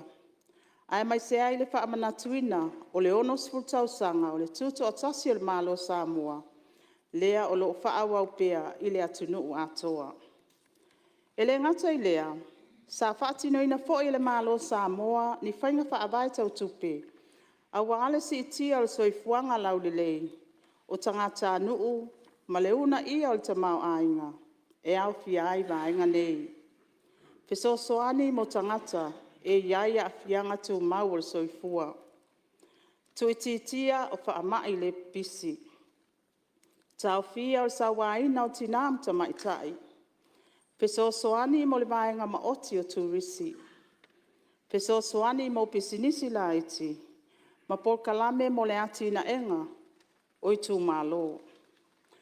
Lawa fionga i le fonga fitalai. Talu mai yuni lua o lua lua. Ua tele suinga, ua mai tau wina le tamau a inga o le lalalangi. Mai ono la mati ai le va ai mamau. Mo le toe fuata ina o le tamau a inga o Samoa. Ai mai se ele mai tau wina o le sitia mawalunga, o le tau o le suau, ma mea tau mawhai le lalalangi. O le tau fi, a whai ele vave whaatino le malo Samoa ni whainga whaavai, whaamama avenga i le atunuu. E ono a fia le vaaitau lai, mo le whaatupla ia o le tamau a inga i le lumanai. O le nei mau ma le tau fi, o loo avea ma whaavai o le nei tala whaatatau, whaapopo mua le tupe. Mo le tausanga wha le tupe lua o lua tolu, e pei o na folasia i le laulau wafono a le mauta i le nei tae au. Laua fionga i le fonga fitalai, O lo au fia ile nei tala whātatau wha o popo mua mo le tupe, lua olua tolu, ni whainga whaavai, e whesoso ani atu ai tangata nuu, ai mai se e au pito sili o na maa ale lo lātou tamau a inga. A wale tali atu ai, ia fianga o le siitia o le tau o le soifuanga, mai au fia ai vainga nei.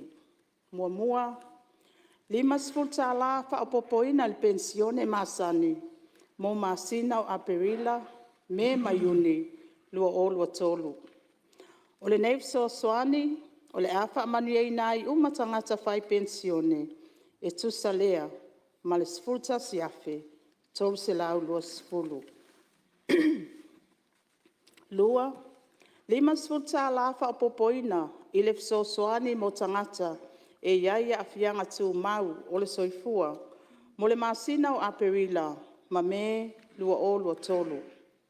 E wha moe, wha matu ina atu le nei wha mama abenga, mo le toa lua afe sulfito tangata, o loo anga waa i le nei soani ale malo.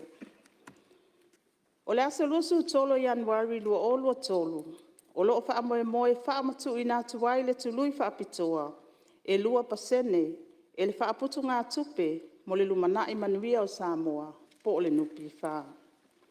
O le nei wha mama avenga e tusa ma le 10 miliona tala. E wha popo atu i lunga o wha manuianga. Sa wha atinoina i le amatanga o Iulai ma Tesema lua olua. Ma o le a wha matu ina atu atoa i le au whaisawhanga. E le ngata i lea, o le a wha awau pea ma si itia ngaluenga le malo. A wale mata i tuina le lei o tau o loa, ai mai se mea tau mawha i to tonu o le atunuu. Laua fionga i le fonga fetalai, o le tala wha tau wha o popo mua le tupe, o le o tu ina atu nei le lau a fono le Palemene. Sa tu wha tasia le matanga luenga o tupe, male ba ai toa, ia a fianga o whainga wha avai i le tamau a inga, male soifuanga lau le lei o le atunuu. Ai mai se le nau ta inga, ina ia pūlea, ma mata i tū le lei tupe al tātou malo. O lea sa whaatino ina ai le mtanga luenga o tupe se ilo ilonga, a wale tau mawhai, e whetu nai, ma toe whaasoa, ma whaasafua nisi o vai ngā tupe whaasau, ina ia lea a fia le whaasilinga o tupe alu, i tupe maua. A wale whaatino ina o ati nai, wa ave i ai le whaamuamua, mo le nei tau sanga wha le tupe. Laua fionga i le fonga fetalai, o le au te lenga o le nei tala whaatatau wha o popo mua le tupe.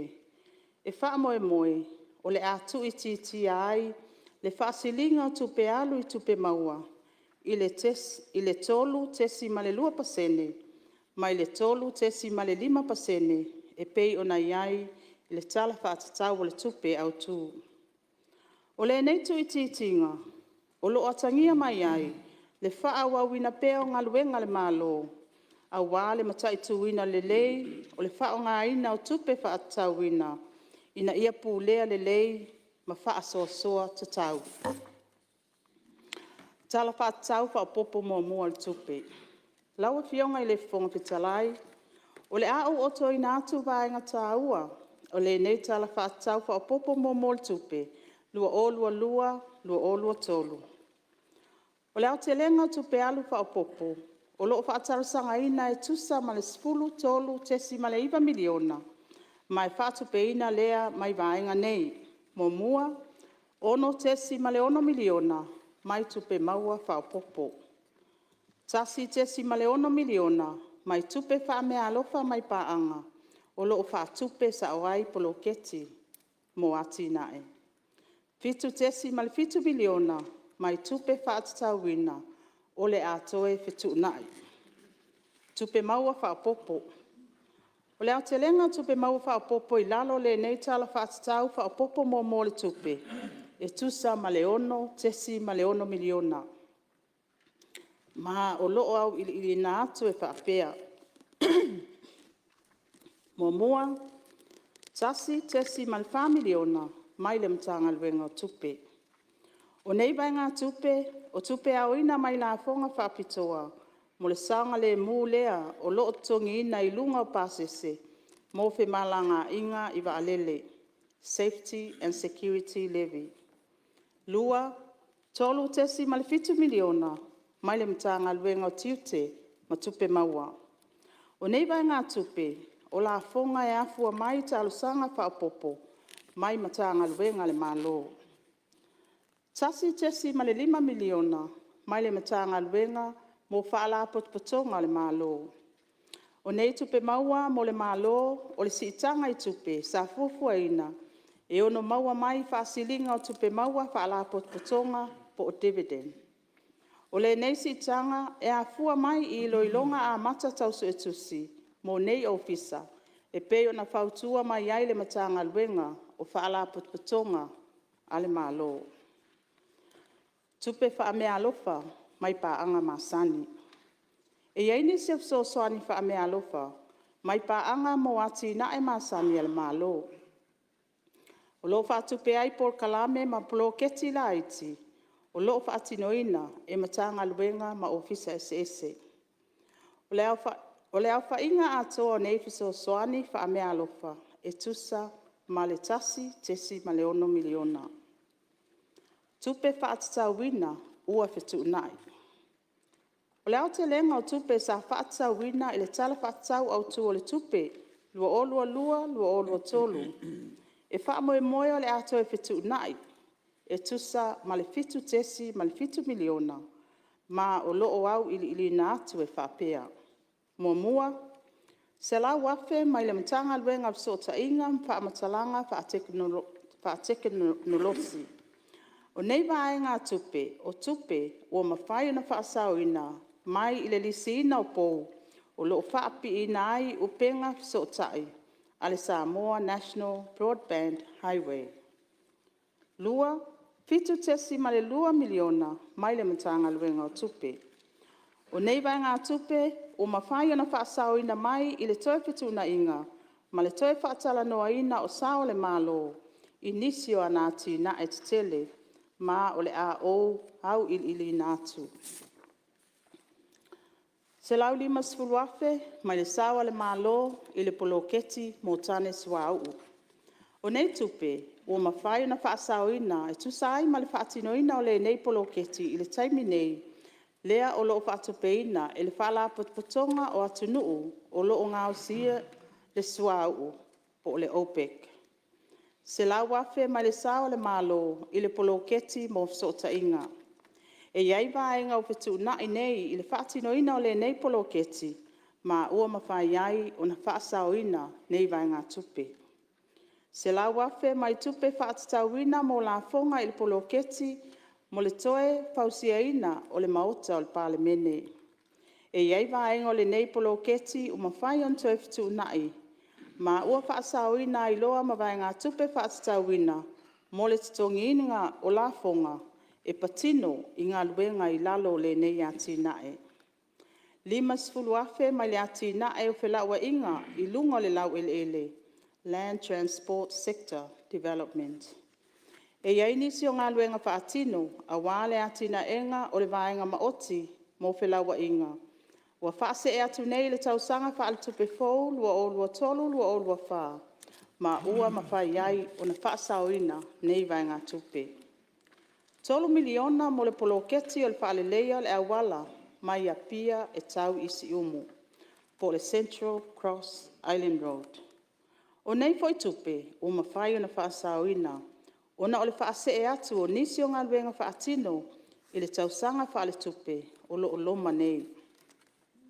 Se lau 5 afe ma le sawa le malo, I le ati na e mo le fausia ina, o le ofisa o le fono. Taluai o lo whaanga solo pea tau o fonga mo le nei ati na e. O lo mai tau wina ai le ono whato a mata le lei o le nei ngā luenga, I le tausanga whaale tupe o lo loma nei. Ma ua mawhai ai o na toi whetu nai nei tupe whaatitau wina. 3 tesi ma le 3 miliona mai le sawa le malo I le ati nae mo le wafu I mata autu. O nei vai ngā tupe whaasau e patino I ngā luenga o le ati na enga o le wafu I mata autu, ma e iaitu langa wa afia ai le whaatinonga Maalanga te tauai, ona whaase e atu i le tausanga wha le tupe fōu. Lua se lau lua sfultolu afe, sauwhanga le malo i le whale tupe mo ati na te tele a Asia. Ua mai au na tongina le nei sauwhanga le malo i le whale tupe o le Asian Infrastructure Investment Bank. Ma ua mawhai ai o na whaasao ma toi whitu nai le nei vai ngā tupe. Se lau lima sfulu afe, sao le malo i le ati nai, mo le fausia ina o nisi o whale a onga fōu a le Universite au ao Samoa, lea o loo whaatupeina e le malo o Iapani. Taluai o lea whato a matatau o fonga mo le nei ati nae, o le maitau ilo na wha ngā solonga, e whato a mo umia le nei vai ngā tupe, i le tausanga wha le tupe o loo loma nei. Lua sfulu afe mo le lisi i le whale tupe o ati nae Samoa. O le nei vai ngā tupe sa whaatatau wina mo le lisi o le ofisa o le minista langolango. Lea wa si iti atu i le whale o le malo, ma ua mawhai ai o na teufitu nai tupe whaatatau wina. Se lau balu sfulu balu afe, mai le matanga luenga o whaamasinonga, mo le whaafoina o tūlanga tau whaamasinonga. O nei vai ngā tupe o mawhai na whaasauina mai tutongi o awanowhai ngā luenga, na tuwai o na whaatumuina. Ma ua awina mai e toi whitu nai a wātaru sanga whaapopo a le matanga luenga. Lua se la wafe mai le matanga luenga o puna oa whaale nātura ma le sio manga. O le nei vai ngā tupe sa whaatatauina lea mo le vava aia ma le tausia ina o le malai i matangi ala lua po le Friendship Park. Lea ua whaase e atu i lalo le pūlenga o tangata ta whao mai moa mai whafo, ma ua mawhai e iloa o na tauwhitu nai i talo sanga whaopopo a le matanga luenga. Tupe alu whaopopo, lawa fionga i le fonga whitalai, e pei ona o ta ua mua mua, o le au te lenga o talo sanga whaopopo mo le nei tala whaatatau whaopopo mua mua le tupe, e tusa ma le sefulu tolu tesi ma le iwa miliona, ma o le a o au ili natu. Tupe alu whaaltu la fono. O le asi itia le wha miliona tupe whaatatau wina, mo tupe alu whaaletu la fono. E lua miliona o le a whaapopoina mo la fonga mo tupe maua, tue whaaola i natu. Ma le lua miliona mo la fonga i lunga o oloa ma au nanga, tue whaaola i natu. O nei tupe whaapopo, o lo fua lea i lunga o talusanga o taunu mai, mo le ilo ilonga ale mtanga luenga o tiute ma tupe maua. Por kalame o tupe alu mtanga luenga. O le au te lenga o talusanga whaopopo mo por kalame whaatinoina mtanga luenga. E tusa ma le valu tesi ma le lua miliona, ma e au fi aiva enga nei mo mua, se lau ma le tolu wafe mo mtanga luenga o pisinisi, a la manuia ma leipa. O le nei vai ngā tupe, e whaatupe ai o wanoa whai ngā luenga fōu. E au fi ai tangata whaopopo, mo le vaenga o lo vava aia ngā luenga whaavai taimi New Zealand, whaapea le a wanoa fōu, mo le vaenga e whaafoina por kalame, mo tangata whai ngā luenga, i totonu o le matanga luenga. Lua, se la wape mo le matanga luenga so ta inga whaamatalanga whaateknolosi. O nei vai ngā tupe, e whaatupe ai nisi o fontanga, o lo fofuaina mo le awa i atu ai o le fionga le minista ma le pulesili i le whai unga o le tausanga wha le tupe. Fitu tesi ma le 1 miliona mo le mtanga luenga o tupe. O nei vai ngā tupe, o lo whaatalosanga ina mo ngā luenga whaopopo a le mtanga luenga e au fi ai vaenga nei. Se lau lima sfulu wafe mo le sueina o tusi mo nei ati nae. O le nei ngā luenga whaatino, o se tasi leo sawa le malo i ana ati nae, ma ua a mata nei o na whaanga solo mo nisi o ati nae ua maia. Tasi tesi man 3 miliona mo le si itia o le sauwhanga le malo Samoa, mo ati nae le whaletupe o Asia, ma le whaletupe ale lalangi. O le nei sauwhanga whaopopo, e si itia ai le sauwhanga Samoa, i le whaalapo tupatonga whaapitoa le whaletupe o le lalangi, ua tā ua o le IFC. Tasi miliona mo le tongi ina o tiute, ma le 2 miliona mo le tongina o la fonga VHST. E patino I poloketi ma polkalame o whaatupeina e paanga masani mo ati nae ale malo. Mo le silafia sui mamalo le Palemene o le sao le ale malo le whaatinoina o ati nae e whaatupeina mai e tātou paanga masani o le tongina le au tiute ma la fonga VHST I lunga o oloa a wina mai fafo. Tasi miliona mo le pulenga ma lai vaalele. O le nei vai ngā tupe, o loo wha moe moe, e wha alele iai masini ma mea whainga luenga. A wale wha foina o au nanga masani, ale pulenga ma lai vaalele, po le Ground Handling Service. Lima se lau ma le tasi afe, e wha popo le sosoani ale malo, mo tangata nuu, e iai a fianga tu mau o soifua. Disability benefit. O le nei vai ngā tupe, e le ngata e whaatupe ai le whaatupla I o tangata nuu, restalaina mo le nei sosoani. Ai e whaamoe moe foi, e whaatupe ai se whaapoponga, e ta I 5 sfultala mo masina e lua, e pei o na tā ua mo mua.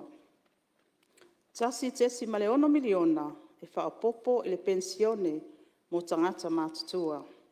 E pei foi o na tā ua o le nei vai ngā tupe, o loo whaamoe moe, e whaatupe ai se whaapoponga ta I 5 sfultala mo masina e tolu, I le whaiunga o le tausanga whaatupe, o loo whaanga solo nei lua olua tolu, mo pensione tangata mātutua, a wā se whaamama avenga I le tau o le soifuanga. Se lau wafe mo mitanga luenga le vai fafo, ma fe wha ataua inga. O le nei vai ngā tupe, e whaamoe moe whaatupe ai le awai atu, o le fionga le tamaita I Palemia ma le pulasili. Inisi o Fonotaga fofuaina mo le afa mulimuli o le tausanga whaatupe, o loo whaanga solo nei. Se lau valusu valuafe lua se lau tolu sfu tolu tala, mo le mitanga luenga whaamasinonga ma le whaafoina o tūlanga tau whaamasinonga. O le nei vai ngā tupe, o loo whaatalasanga e whaatauina ai se masini, po o server, a wā whaamaumaunga ma fisota inga ale mitanga luenga. Se lau 5 sfulfa afe mo le mitanga luenga o puna oa whaale natura ma le siusi o manga. O nei tupe whaatalasanga ina, e moa vanoa whainga luenga fau o le mitanga luenga, o loo mo mia tele mo nisi o ana au nanga, ma ua mae a foi o na whaamaunia e le komisi mo tangata whainga luenga ale malo. Polkalame whaopopo mo ati nae. E tasi tesi ma le 1 miliona le au whainga ni polkalame fau whaatupeina sao e paanga masani. Mo ati nae le malo Samoa e patino lea I vaenga ma oti nei. Lua se lau tolu su whaafe mo le vaenga ma oti o ati nae o nuu malalawhanga ma le soifuanga lau tele. Valu su fitu afe mo le vaenga ma oti o a onga. Iwa sfulfitu afe mo le vaenga ma oti o tu la fonom whaamasinonga. Se lau iwa sulu afe mo le vaenga ma oti o au nanga le malo. Wha se lau fitu su valu afe mo le vaenga ma oti o whaatoanga mwhainga whaiva. Se lau tolu sfulima afe mo le vaenga ma oti o fe whaataua inga ma la manuia. Wha se lau wono sfulu afe mo le vaenga ma oti o tupe. Tupe so soani tu sao mai mo le whaatupe ina o le tala le tupe. Lawa fionga I le fonga fetalai. O loo au fia fo I te tono le nei tala whaatatau whaopopo mua le tupe lua olua tolu. Se whaopoponga I tupe tu sao whaamea alofa mai nisi o tātou paanga. A wale whaatupe ina lea o le tala le tupe po le budget support. E peo na sila fia o nei vai ngā tupe. E whaamatu ina mai e tātou paanga. Pe a mai au na ilo le whaatino ina le leo polkalame na folasia. Ma mali lia au tasi ai le malo Samoa mana paanga masani mo ati nae. Mai fua foi le matai tuina ma le pule aina le leo tupe le malo. O nei soani whaopopo o mawhai na whaamatu ina mai. E whaatino ina ai whainga whaavai. E tali atu wai le siitia o le tau o le soifuanga. Ai mai se ai le tuititia o le whaasilinga o tupe alu, na I loo tupe maua I le tala o le tupe. O le whainga o nei so soani tu sao, e whaas ful ma le wha miliona, ma o loo tu vai ina whapea. Mua, 2 miliona, tā la Australia, mai le malo o Australia, e tusa lea ma le 3 miliona tā la Samoa. Ma o le nei so soani, o loo wha matuuina mai wha mea lofa. Lua, 3 miliona, tā la Amerika, mai le whale tupe, mo ati na e Asia. E tusa lea ma le valu tesi ma le 60 tā la miliona. O le nei so soani tu sao, o le vaenga muli, o le so soani e whale tupe, mo ati na e Asia. Sa wha maonia le tausanga lua ota si fitu, i le taimi o loo anga waa Samoa, i le 5% o tupe wha mea alofa, ma le 5% o tupe no.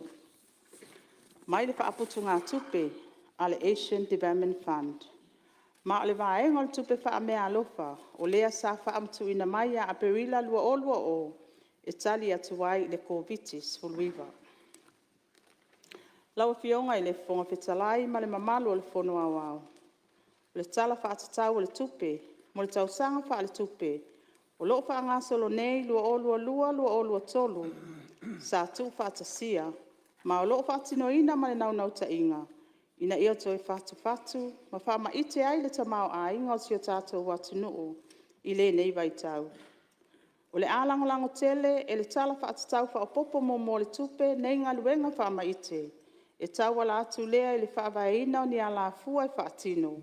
A wale tali atu i afianga, ona o le whaatupla ia o le tau o le soifuanga. O te fia i whailo atu, o loo so longa le lei pea, le whaatino ina o whainga whaavai uma. E pei o na fuafua ina mo le nei tau sanga wha le tupe. Ma o loo whaamauina fo le tūlanga le lei o tupe ale malo. O le anga lulue sa o tau au le matanga luenga o tupe mana paanga. Ina ia au sia tau nuunga mo o mia. A o le imaea le nei tau sanga. Lawa fionga i le fonga fetalai. O loo mata i tū le lei fo i le matanga luenga o tupe. Pata siai mana paanga. O le vaenga ma oti o tupe. Le fesuia inga i le tamau a inga o le lalangi. Ina ia lava tā pena le malo. E tali atu ni tūlanga, e ono lama tia ai le toi fuata ina, o si o tātou tamau a inga. O neinga luenga uma, o loo atangia mai ai le nofo mataala o le malo. A wale whaamausali ina, o le siitia pea o le soifuanga lau le lei, o tangata anu uma o Samoa. E fia whaaleo ina le anganga whaafitai tele i tātou paanga maasani mo ati nae. Whaala potonga tuma oti, vaenga tuma oti mpisinisi. Whaatasi ai ma tātou nuu mafio anga. Mo la o tau langolango sua whai pea. I ngaluenga whai al tātou malo. A wale tau mawhai na ia si itia le au nanga i le mamalu o le atunuu. E au fo on tātou patipatia le tau mawhai ngā mawae. Na au sia le tātou toa Samoa. I le ipo le lalangi. O le laka piliki sa whai alontona. Lea sa o awai. Ai mai sei fo le siampini, hai o le autai toa fitu o Samoa, le taamilusanga i Afrika i saute. Lawa fionga i le fonga petalai, wha apea sui o sfono le Palemene. A vea fo le nei a vanoa tāua, e whai ia o masui al malo. E momoli atuai mo o ngā lofa mi wha manuianga i lawa fionga i le fonga petalai. Le mamalo le Palemene nei, ai mai se tapua inga Samoa atoa. Mo se kerisi masi fia ma le saanga le mo. Ia alofa mai pea lo tātou tapa au sili le langi. Fale i ona au alofa si o tātou watunu pele. Au tātou sauni atu e whaafeilo ai le pepe o kerisi masi. Ia whaamanuia mai fo i le atua. Ia momoli atu lo o tau soifua. A wā se tausanga fau manuia. Ma le saunga le mo tātou uma. Soifua ma ia manuia.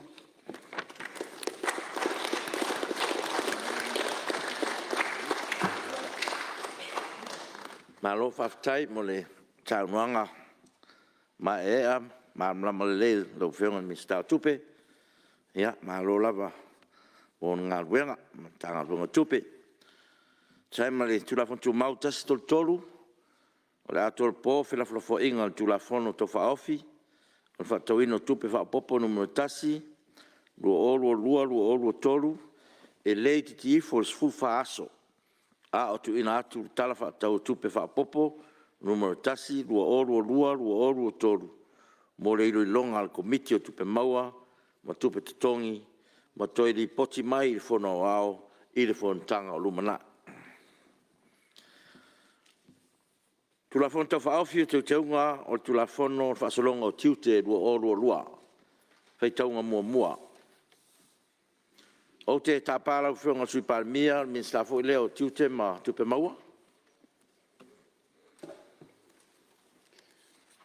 Lau, o whionga le whonga whitalai o te tū e whaatū de lafo. Ina ia whaitauira nei le tulafono tau whaofi o te unga o le tulafono o le whaasolonga o tiute lua. I lona whaitaunga mua. Falua e le whionga le mista whaato anga whai ngā whaiba, mista whai fua maloloina. O siri pa la whaitauira nei tulafono tau whaofi o te unga o tulafono, whaasolonga o tiute lua i lona whaitaunga mua o e whingaro e sau no mani i oe. Au ese le ai. Ua manu malo le ioe. O se tulafono e teu ina il tulafono o le whaasolonga tiu te awhi fisalau fitulima o le tulafono o tu. Tulafono tau whaofi o teunga o tulafono whanua masuafa lua whaitaunga mua. O te tāpāra o whionga mi stāw whamsinonga ma purenga tau whamsinonga? Lau whionga le whonga whitalai. O te whaatūra lafo, ina ia whaitau ina nei tulafono tau whaawhi. O teunga o tulafono whanua masuafa lua, i lona whaitaunga mua. Whalua e le whionga mi stāw whātu angam whai ngā whaiva, mi stāw leo, whatpipui ma le tine mū. Sili pa la whaitau ina nei tulafono, tau whaawhi teunga o tulafono whanua masuafa lua, i lona whaitaunga mua, o e whina ngalo e sau mamani i oe. Au ese le ai. Ua manu malo le ioe. O se tulafono i teu nei tulafono whanua masuafa lua whelua sifuru o le tulafono o tu. Ina ia ai mo le tofia ina, tuunga mai a inga, whaamalo lo le tu mau man whaatula i se ina o whaamasino o le whaamasinonga whanua masuafa, ma mo whaamoemoenga e fsotai ai. Tulafono tau whaawhi o te teunga o tulafono whaasolonga o tiute lua, whaitaunga whaalua. Taruai o tol maina tu swa maonia tu langa fa anatinati o mai an sainia te tai o maota ni tu la fonto fa ofi o lea o le asa ngai tu lor fono ao mo fa tong fa lua fa nga solo i lava se ia fa tawina fa toru o tapara o fiona sui Palemene mi stafo le am tanga lenga tute ma tu pe maua Lau fiona le whonga o te whaatū de lafo. Na ia whaitauira nei le tulafono tau whaofi o teunga o le tulafono o le whaasolonga o tiute lua sfulmalelua i lona whaitaunga whaalua ma au te fia tau tala whaamala iai. Whalua, le whionga mista whaatoanga whi ngā whaiva, mista se fua maloloina, mista leo whapipui maltine mū. Tule me lau whionga sui Palemene, mista fo leo tiute ma tupe maua molo saunanga whaamala. Lau whionga le whongwhitalai, ia whapea fo i le maualunga o le tātou Palemene. Tu maupea vi inga o le tua pei o le tātou iai le tau nei, mo le atuai le anganga o le whawhitai lau whionga le whongwhitalai, tu sai fo i ma le tō whawai. Na ia maua se tātou mawhitanga talo le nei tai au, o wālawa vi inga o le tua. O te tu lai atu ia e au pea o na whaamanino nisi o vaenga wa lai o na tu ina atu le nei loilonga. O le tula fono tau whaofi mo le sila fia ia e meise fo i le pasia ina e le Palemene mo malu. E fia wa i whailoa ma whaamanino fo ia fuanga o le nei loilonga. O le nei loilonga o se ngaluenga whaawau pea ale batanga luenga o tiute matupe maua. Nā matamai lava i le tausanga e lua afe sulmaleiva au iei le whainga malo a le HRPP. Se io mai lava i le nei pepa o ni whainga whaavai nei na amatalia i le painga o mawai. Ma o loo whaau lava mai le te minei. E ei vaenga na whaatuatua iai le nei loilonga, e na whaatelia se i foi. Mua ia peo na sirafia o le whaamai o le misela na fiai si o tātou atunu. I le tau whaiu wailea o le tausanga lua afe sulmaniva. Nono lua i o le amatalia o sāma wawao i le tele o atunu i le whaamai o le koviti i le lua afe lua sfulu. Ia whapea foi ma whaasolo ba iai i le whainga pālota e pei on tatu iai i le tausanga lua afe lua sfulu matasi.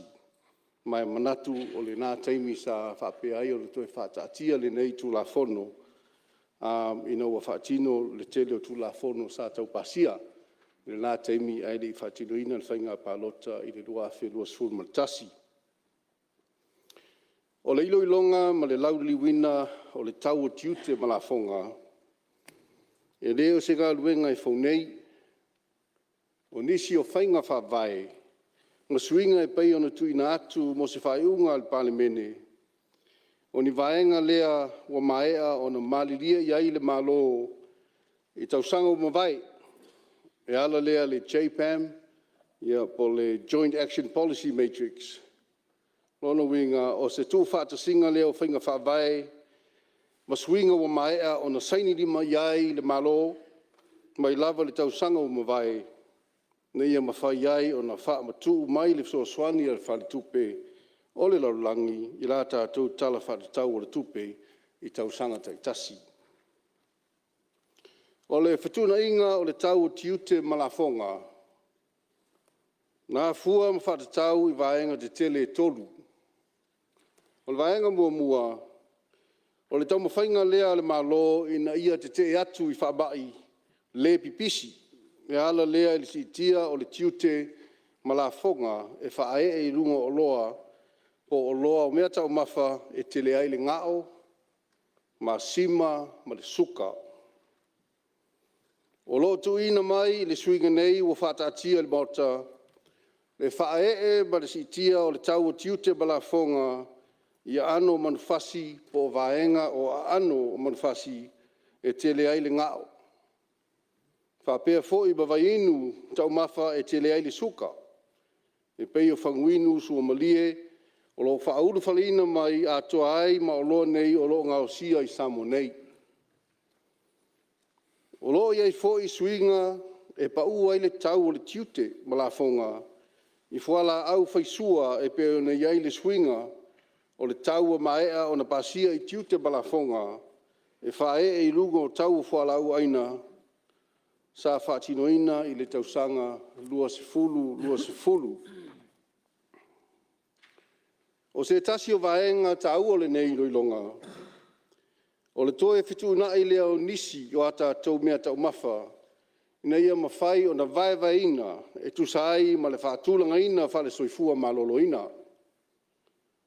O loa fia i le rei suinga, le toe vaevaina o le ano le mamoe se i tulou.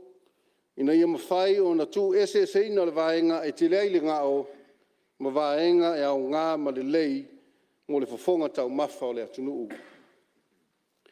O lona lua, o se tau mawhainga fo i le malo, ina ia una ia tātou pisinisi.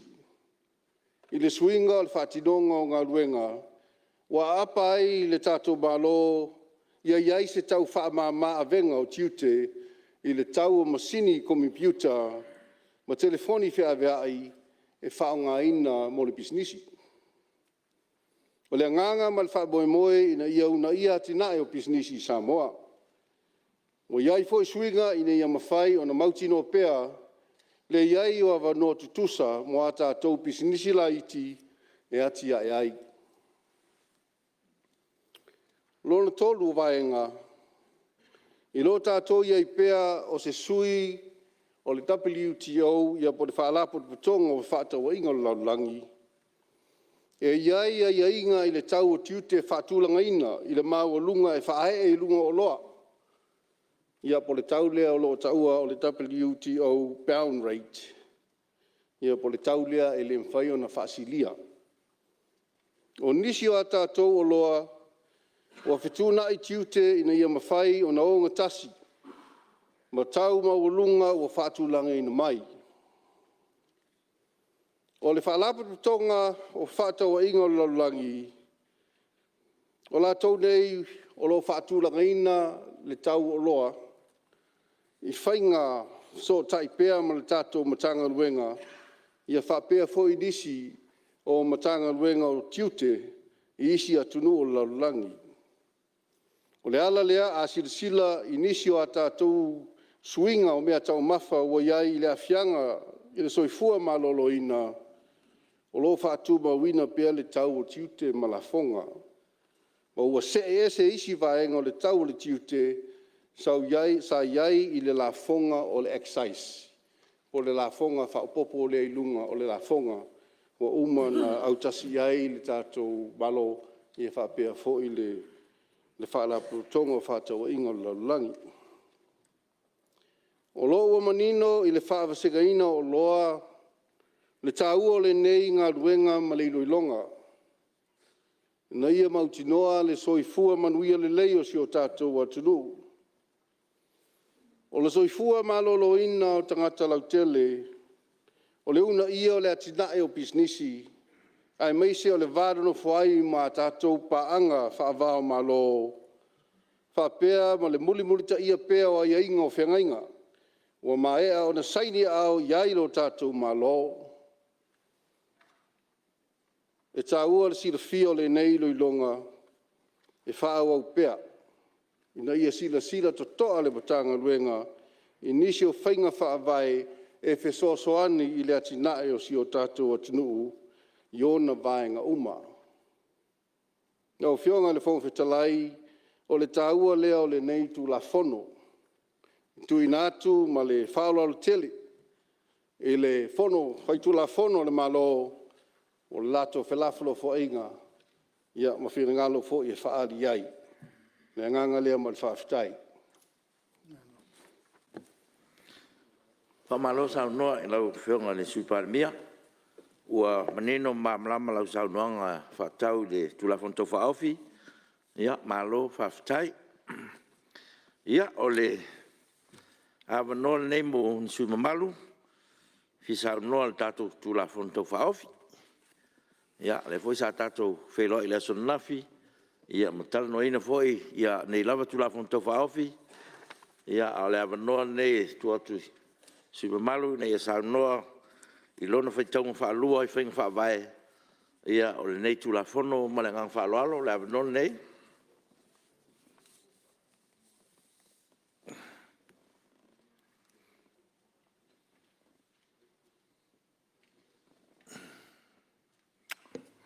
Ia, leo mai tau atu lewa, tu le mai a. Ia sui o anoa maa numero 2. Ia, lau Fionga ona po la wofo fontoe, ia aloa manone. Tai mo le manoa, no fionga whongwhitalai. Tam whai atoe whongi na I motunga afa.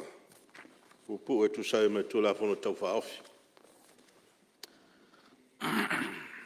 E manatu o lea ua mai ai le taia o sola na tā la fusi o tau tianga. Ia wa tātou watapuia me le tu soifua. Na tu lea le ale toe a whea sa tala, e wha marofa aftai, na o xionga, mo tau sanga I teimi o sola. Mea tu foi o pai ara tu nu o toto sala o. Ia papaia ma malu ele a vea e tu mau. Mana tu la fata lolo. Ai fianga I tonu sa whamtalanga tu sai ma le tu la whanu tau whaofi nei. Ia pas tu la whanu teu. E whaftai mo le saunanga matango fie, ma saunanga mamalama lo fionga sui Palemene.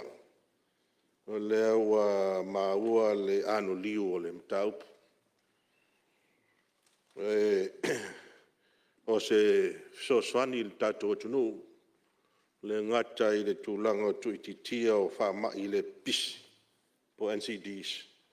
Ia whapea foi le tu maulano ino nisi vaenga o pasene o tiute. Ia si tia nisi vaenga.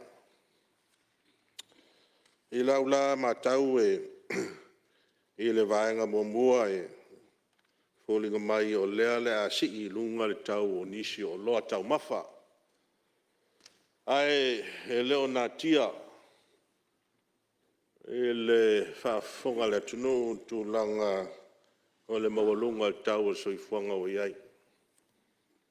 Le tamuta le tau o loa le fo isa whapena o na awhea le saunoanga le whionga le minista o tupe, tuama vai atu nei, tu sai mo le tala whapopo tupe.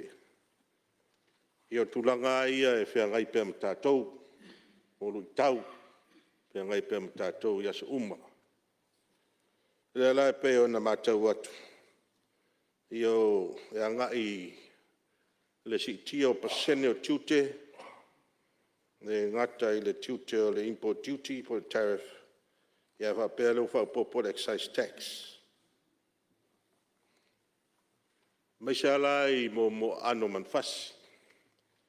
Leo wa matauina ua wha popo le tiute i le taumafa leo le tapu vai pua se tulou po pig trotters pe ona maile e le pepa ma tu la fono le fionga le minsta po si pandemia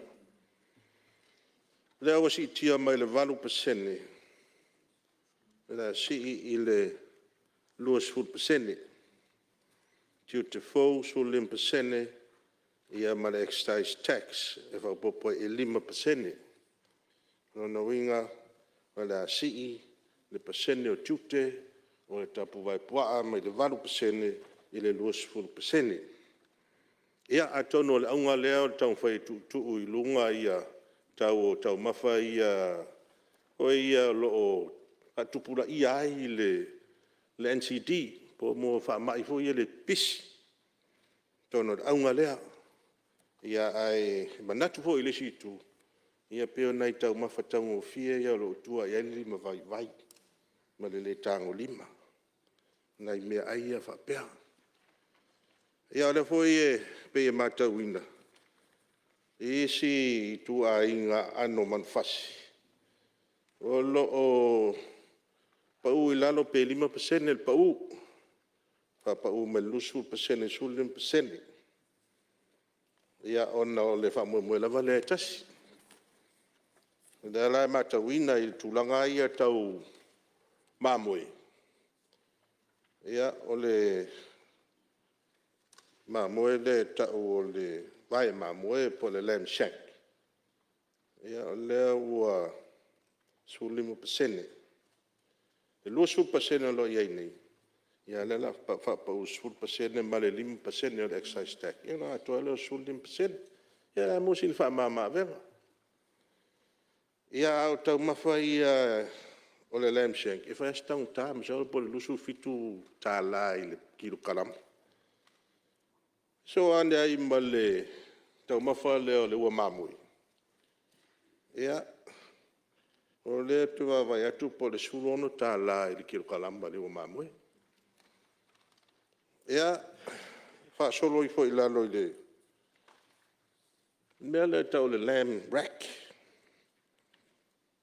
Ia, o le wha sa moa mai I, o le whata ma moe. A la whataunga le, sa whataua ia moa meo le. O mea ia o tau mawhai ia le lamb rack. I le whare o loa le astona i tenei. Ia wafo I mea se matu e kalesia. E tau o le pau ma moe. Le aro whatau le silfia la tunu. O le pau ma moe. O le landa, o le matou la whatau e vadu tā la I le kilo kalama. Tango fie, e se tango fie. I pēnei mea ia e tua iai lau 5 vai. mo wai se tau mafa. Ora ula tala le fai atu. O le ta i 2% le i uma ai tau mafa i e tōni. O le wa mai le atu i lalo i le 4% le tiutare po le tariff. Ai, ora no winga, o le ato e le le afo i le 4%. Ai fa popola i mai 5% o le excise tax. Ona 5% ei lea. Toi fa popo i mai GST 5%, ona toru 5% ei lea. Ona winga le tala le tau fai atu. E o le ala vai maolunga. Tau ta ala vale tau soi fuanga roi nei. Toru 5%. Ai asi sila lai de tau o loa nei pena o watuan mafuanga o watuan tau le o le kilo e tasi. Awa i lo tatu nunga man manatu. E tau fo na se ese ia tute, pasene o tute. E le tau na lanu tasia uma ia pasene o tute o loa ia tolu. E tau na se ese, vai fua e tau. A fai tau o fie, e valu tala le kilo le pau mamui. E tau fo lana pau te isi lalo i li tau na tau sfu pasene. Ia tu atu i le mo le land shake po le vai mamui le lusu fitu tala le kilo. Ia tau tu fo i tu langa fa pena. Ia mo meo pasene nei, ia wale matau atu, ia le tutusa ma pasene peo na mai. O le foi lai peo na matau ina. E mo meo o loa ia o iai ia le tūlanga foi le o iai mo le suka po o loa sua malie.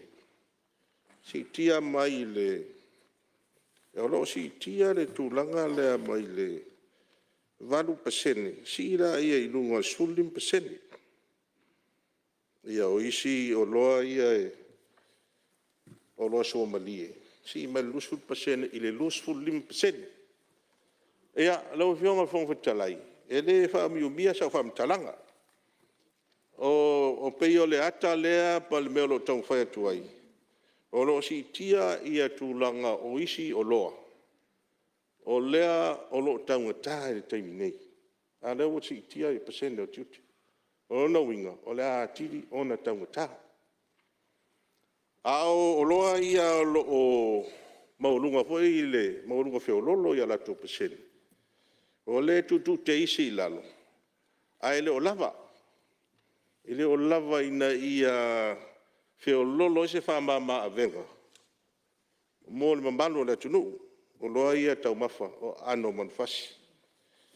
E whapea foi la pea sisila i le tūlanga o telefoni ma meo masini ia pena ta ua le saunanga wha malama le fionga sui pani. O leo wha solo anga i lalo ia le tute o telefoni ma meo laptops, computer. O se tūlanga le lei mo businessi, le lei foi mo aonga.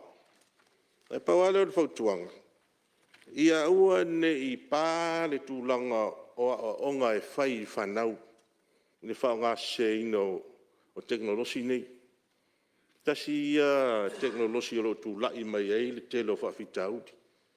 Tūpu ai ma le soni tūlafono. Tūpu ai ma isi ma whawhitaudi. Whao popo ai fōi. Taunga tāi le taunga whainga le malo e fō ia.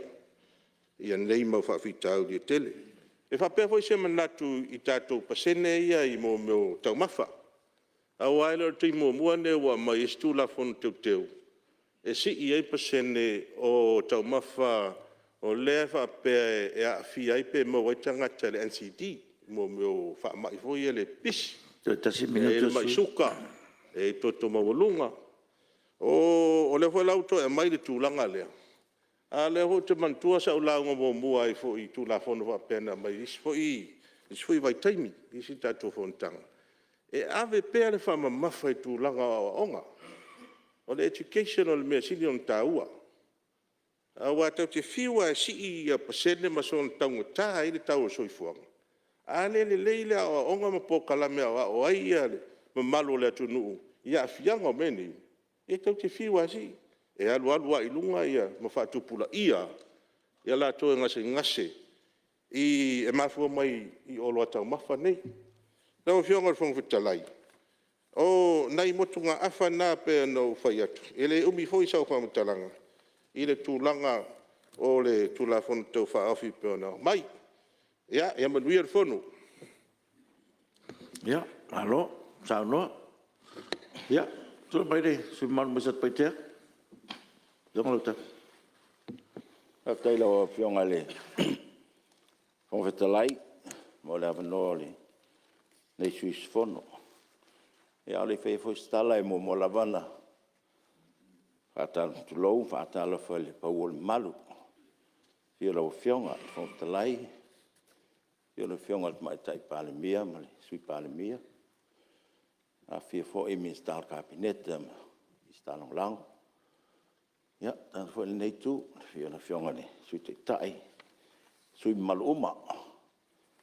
Ia, apena fo le lato tolu e, fo mai le tu le ala pati fou. Ia, wha malore, sui fo mau nei tai au. Pa i o Samoa, i o le ale o i se talar sui son nei. Kau se taimi o na mau leo se avanoa. Ai, pa i o Samoa i o mona tofi. Pe o i eis whamtalanga lau tafi bele ai. E tu maua pa i anae mai vavau e o le whamavau. Au tula i atu e whaise sin manat pupu. Pupu a whaise leo langa o le whaise a tātou. Tala noa nafi i le tula whanta whaafi nei. Ne me tonu ala le sa au fina o toia nafi a mai se lisio. Mai ni tanga luenga. Le lau manino al tilo. Tasi al tilo i loa me e ndata noa nafi. O te matsalo a nafi. E to longa e o fai le fionga le minstana te le ilol te lo me e. Le ia e sa faa. Sa uole le pe o mo me o kou sa. Ia. Mele sa tawana o tua. Ia lea lau a mai whaftai le fionga le minstana. Whaftai ni tanga luenga. E fo ima.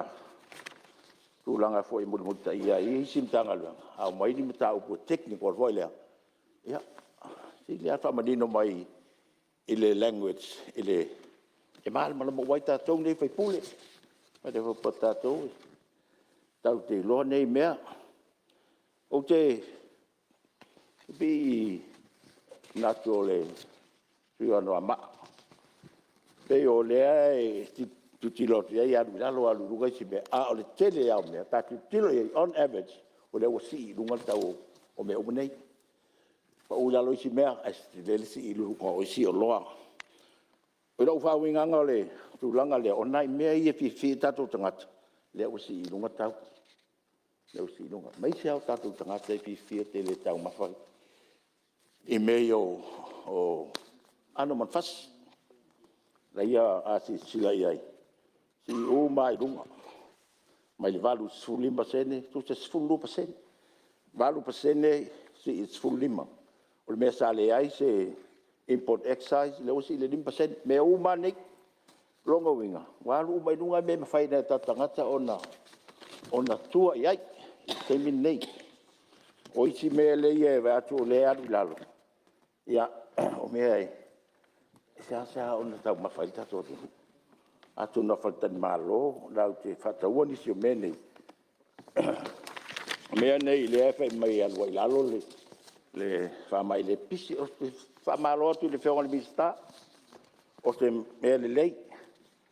Ia o mea nei o cauliflower ma broccoli. Ia ai longa i tau mawhanisa tātou ina mea.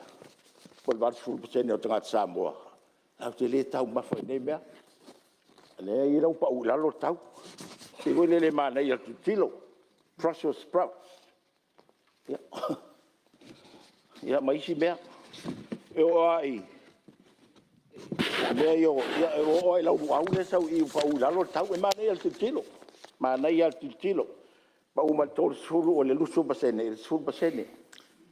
Taro leaves. Ia. O lau pele. O le alu ulalo tau. E o i o mea i o atu o le whantau mai. Vai iro le mea. O te fsosoni atu le sui mamalu. Sa tau hoi na fsosoni atu i le sui momore na. I le au i le mai tō lau lau mai. Tātou la unga mana ia amtanga mai whalau i tele mai. Ya lau kai kasi mai lo papenga ia usole ka kula foku mau. Yo ka kula unga fa lo tele. E fa ta o fio. E no le fa fonga le tu ma lo fa fonga ko le tu. Yo me le la o atu tua. Ele ngata tonu I mo le mala mai tatou. E tau no fa fonga le tu no me ye tau fai. Ma nei ale me lo fa pau la lo. O me o fa la au me na tatu til fo e foi tatu tangata. Local. Le tau fai foi la to e. Fai ai la to business. A wone a mai me fa. Fa tau wa ma tatu me e tau fai to ai. O tu langa na le tau fai. Le foi ai la compagnie e fai le vai. E le foi watu le vai le mai. E le tu tatu sa tatu ma. Ia tau ma. Ma compagnie vai le mai fa. Ma tau li o fa. E mautupe tangata.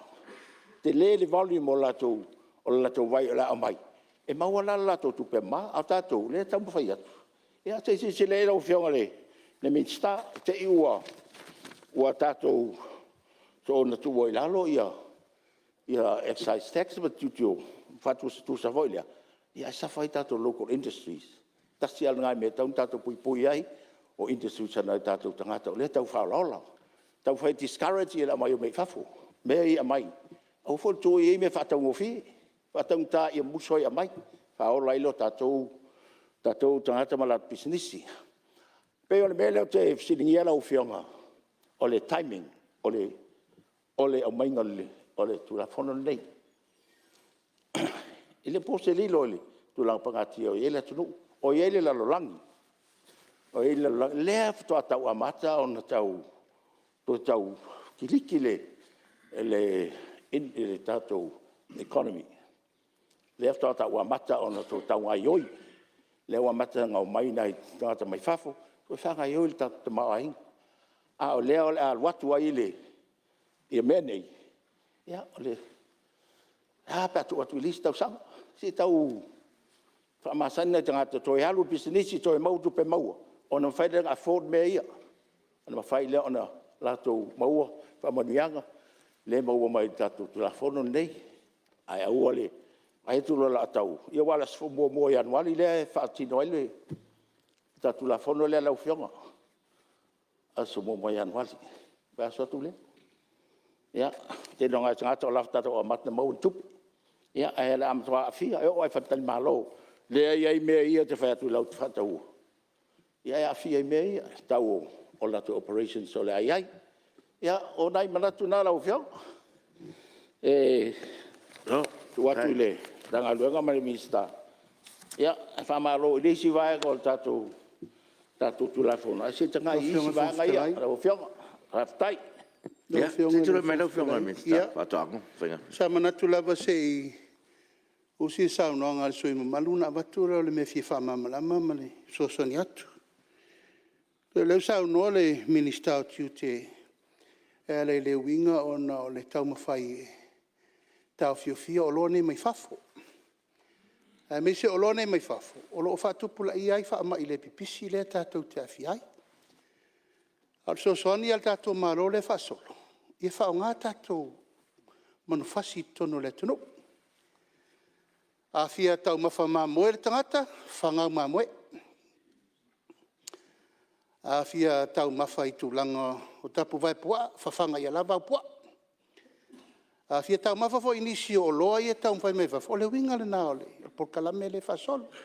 Le whasolo solo atu a tātou talomua, ma tātou urua i seselenga. O le whatu le nao le substitution. Le sao no i ele fionga le minista e a ial tu lafon. O le tau tau fiofio le tātou wola whalango lango i me mai whafo. Matua tele ai male afianga le mai suka, mai fatu, mai puta, ngongu, ma mea uma. A tātou wa mea ie feola i tonu ia tātou. Peo le anganga le nā. Nei te ua mamafa tele le upu. Le atunu ue o le asi i lunga le mea lea, ono le amo e ai mai, ia. O lau tua lalo le whafonga mai Samoa. A fia tau mafa mā moe tangata, whawhanga i alava o mā moe. Hena lei ala se tiute lei am se sia me lungatu. Ai fia tau mafa manufata, whawhanga ia lava o manufata. Ai fia tau mafa povi, whawhanga ia lava o povi. Ia na rai ale se mea tātou te toi pisa i tiute reo tiute. Whaalangolango tā ofi me mai whafo. Ai whai a tātou mea nei e taungo fia mo tātou. Siof ni atu nā nei ma mawhawhina ngā loro sui tai tai ma sui. O lo sāno. Alo, aftai. Ia ua, telefone. So sorry, le fionga ni mistai. Fionga ni whalia. Se tu lai mai lau fionga ni mistai o se whamaloin. E se lo fia ele. Sao no ngā sui leo sa peitea. Ngā sa fui mamala mai meo tau mafu. Pau ale mea wa tūla i atu. Ono o le mistai sui fumaloi. Ona nafi. Sao ki tala i nā ile. Le whale fau ole. Wha matoto. O whai whapitoa la potu mo whai pule mistai. E a ngā i aipe a wha matoto. O le mea siri no whanoa noa e a mata atu le maota nei. Le le tausia le lei o tula fono le sa vali eile. So i fua malo ina ma le tato malo. O le pese ale o le foi e ave i tua le tato malo tupe. Mo le wha ngai o inga. O Paul Kalame foi le NCT. E a whaila o le pese le e manatu ai le minsta ma le sui teita. Ia whātaungo fia pēr mea nei e tupu e whama. Eo te loa la o se mea le whitau i la le mea. Pau la le mea fia whamanino i minsta. So ia le tau mawhai e fia le lei i mea valea se i tulau. A ia whaasanga tonu. Ma whauwhaunga moa tai au. Ma le lumanai. Ia manuia Samoa. Wa a whaila o le a tātou tuuawa noa i mene. A le sa manino al sau noanga le mista. Ina ia tuu tiute nei ilunga. A wale pui puia. Ina ia awa nei tele le tau mafa ma le whaatau o tātou. I mea aia. Nga oa pol tapu vai aia nga oa. Se i tulo. Ale nganga na wau tula i atu. Ole whaamaile o whaamaile pisia. O tele aile le numela o tātou tangata. O lo ua whaamaltoto te mine. Ia le ala a whaiwhia te tonu e mota nei. O nafi sa tala. E o wala e le onus fulu mai fau. O masini fau. Ma potu fau. Ma tua manea. Asi ai. Al fau tuanga le mota. Tāru tau whai e fau ia al whawhita auri. Ia manuia al fau. Tāru e lau whionga mista. Ina ngalenga tā ua mai au i o sa longa le whionga mista. Desi vai ngala ki te ale o le fifasa. Ia, la ua kusi. Afa minuti e lau. Kaftai. Ole ngau tano atu. E me whaatasi tu ui lalo kiute. I whaataungo fia lo loa. E tau o soifuanga. Ma awa onga. Wa onga le lei e tauna o atu le tunu. Tau mafa. Tau. Ia whapenana whapalengi tau mafa. Tūlanga na e sa taun sau no mai la whionga mista soifua maroloi. Ala wala o sau do mai la whionga mista whato anga tūlanga ia e awengi toia maia. Se a whai ngā oa mā moela me whai ngā oa whai mā moe ingi. E whapea ngā i povi e whama povi mo ingi. E wai whai pua. E kula wan malu le mauta. O le le au mai i. O mea ai ngā oa le sa sau noe le whionga le. Ma watu le whau la vea. Ia. Te tonu ai. Ia. Se mea. O te whautua le taitai o le tua ngai, whaisana lafu mamoe. O nana i loa leo tu inga mamoe, le ola i nei. Mana mamoe me whafo. Te leo le se senga lau whionga, e o canik umama tato mamoe le mo i nei. Tato mamoe mai whafo, whapengin ma fia ngau. Le leina mafua o na saun, o le whionga i nei. I le ministaia i altu la fon. E o whai tato mo, nau tato vai mo Samoa, maso masoa. Yo, a tato vai moa ia tato te aia nei le fitus food container i le masina fasu food. Ia, tato te ropo a mele te tuiei. Le tau mo whai atu nei, tu e whati nai, whanga mo Samoa, whanga pua, whanga mamamoe, whai sau lafu mamoe, na elole e lenga o tato mamoe, tato pua. Wo manatu. Olai, e mana o mea nisha mamoe la whamaru mamoe. Ai, e mana tua le nei. O tātou mamoe iei nei. O mamoe o mai fiki. Ia. O le special breed le. Lea walua whinga o mamoe. A le whakani Ia la belek sa o mai. Tele o le ngā. Ia. Whamarulua. Ia. Ia wa le lei. Ua umaru. E whaingo fia me le o whionga whangwhatale Koe na whionga miskau. A kausina ma moe ngai ka karangole a walavange e nga oa mai pe e makua. Lau whionga le whangwhatalai. E ia si mea si asa o whalongalonga tu ai le a whionga i a lau tafi. E le whapea ua fia fia i o ua maua le... Ua maua le... Pepa le a... Malusi ka umakulava. Te umakulava i anga e kula mai lea lau whionga. Whapea o lauanga maua le pepa ua... Kilo ai mei o pasenge e alu lalo, pasenge sigi. A mai tau e la whionga lau tafi o leo, whakina matu tono le Palemene. Mea ia ke lango whinga o, ka ke whiu e whaiak. Au mai pepa ia se i malama le Palemene. Ia al kari alea, o lau ai lalo tu la whono whatontoni. O le kari alea. Mea lea lau tafi wa e sila mai nei mo meo whainga malo le lei. Transparent uma mea. Ale wa vaku yo au. E ala e le le ngā mea. O sea o nga foi lea mo oko. Na, whaftai.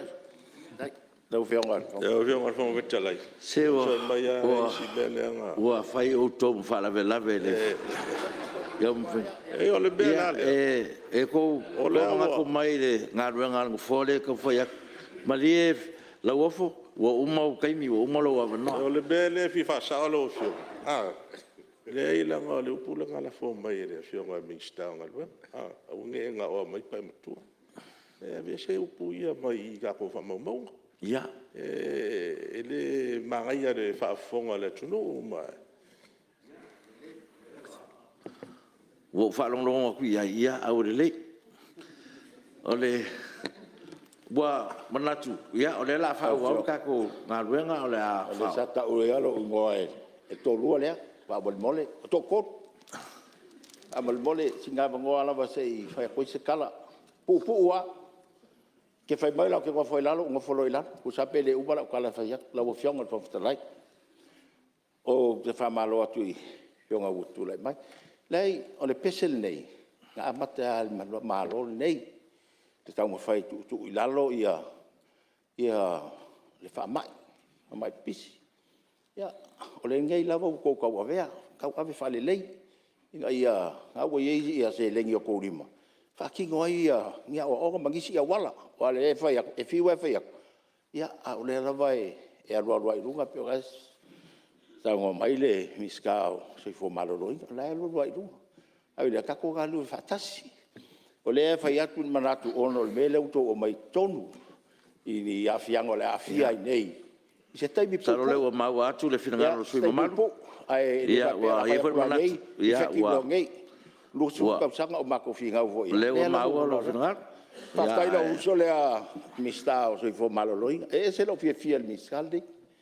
O ngo lea ngofo mwhavivi i mai au. O au o le miska. Lea uke leo koe miska. Ke le fi miska fo. Ai whafkai a ke oe. Na o fionga ele. Wa, mai lo te. E mai peo o miska, so i fua. Ia, o manatu, ia. Ia, turai mai, sui mamalu mai whasalanga numero 5. Te whaftai e lau o fionga i whangwhatalai, lewa na tali nei tu malo. Ana wa whai a lau whai unga wa uma wholfono. Lau o fionga. Sa fia fai trase manatu tulanga lea mole ala whaftai le fionga i le sui Palemene mo tula fono. Ona si sila lau fionga le tulanga lea wa ale mai le tele o fale o loa. Wa ese tulanga lea wa lava aye wa tu ese fo ine ye tele o company nei. Ia amesia tulanga le tau i mo flaps me mamoe. E ar fia le toi lau fionga i le sui Palemene. Ono leo mautinoa ia tiute ia au mai ia tātou tau mawhanei manfasi nei mai whafu. Ono wasi sira fo tau mawhanei ia mai whaatasi tulou le whaafonga la tunu. Ia mero lolo ma meo nasi tulou. Le fo lau mai tau atu i si tanga le nei. Pio lewa mawalunga pasene ono tūlanga fo nei o mero lolo. Ma tau pu nei lo whionga whangwhtala. Ele se ma tau fo, tau pua tautangi so o tono mautala nei. Ara utua lalo ai lo whionga. Ele se au ala foi le mfai e ona faisi tu la fono e tu ina tu. Ele tato ele trade. E trade foi le tato ma la fai business fa. Ina ia fa sai ona to e mai ia pe o le mamo ia vese a me lolo ai oka mai pe nao. A tono ina la mau ai se so swani mo la tunu. Wa le mai tau tu pasene. I me ia tau I manfas. Pe o le pa ua pasene o tau mawhai ai na o ano fo I o manfas. Ai pe ala no walunga pasene. I o le tūlanga fo le afia ai le soifua. Marolo ina o le atunu.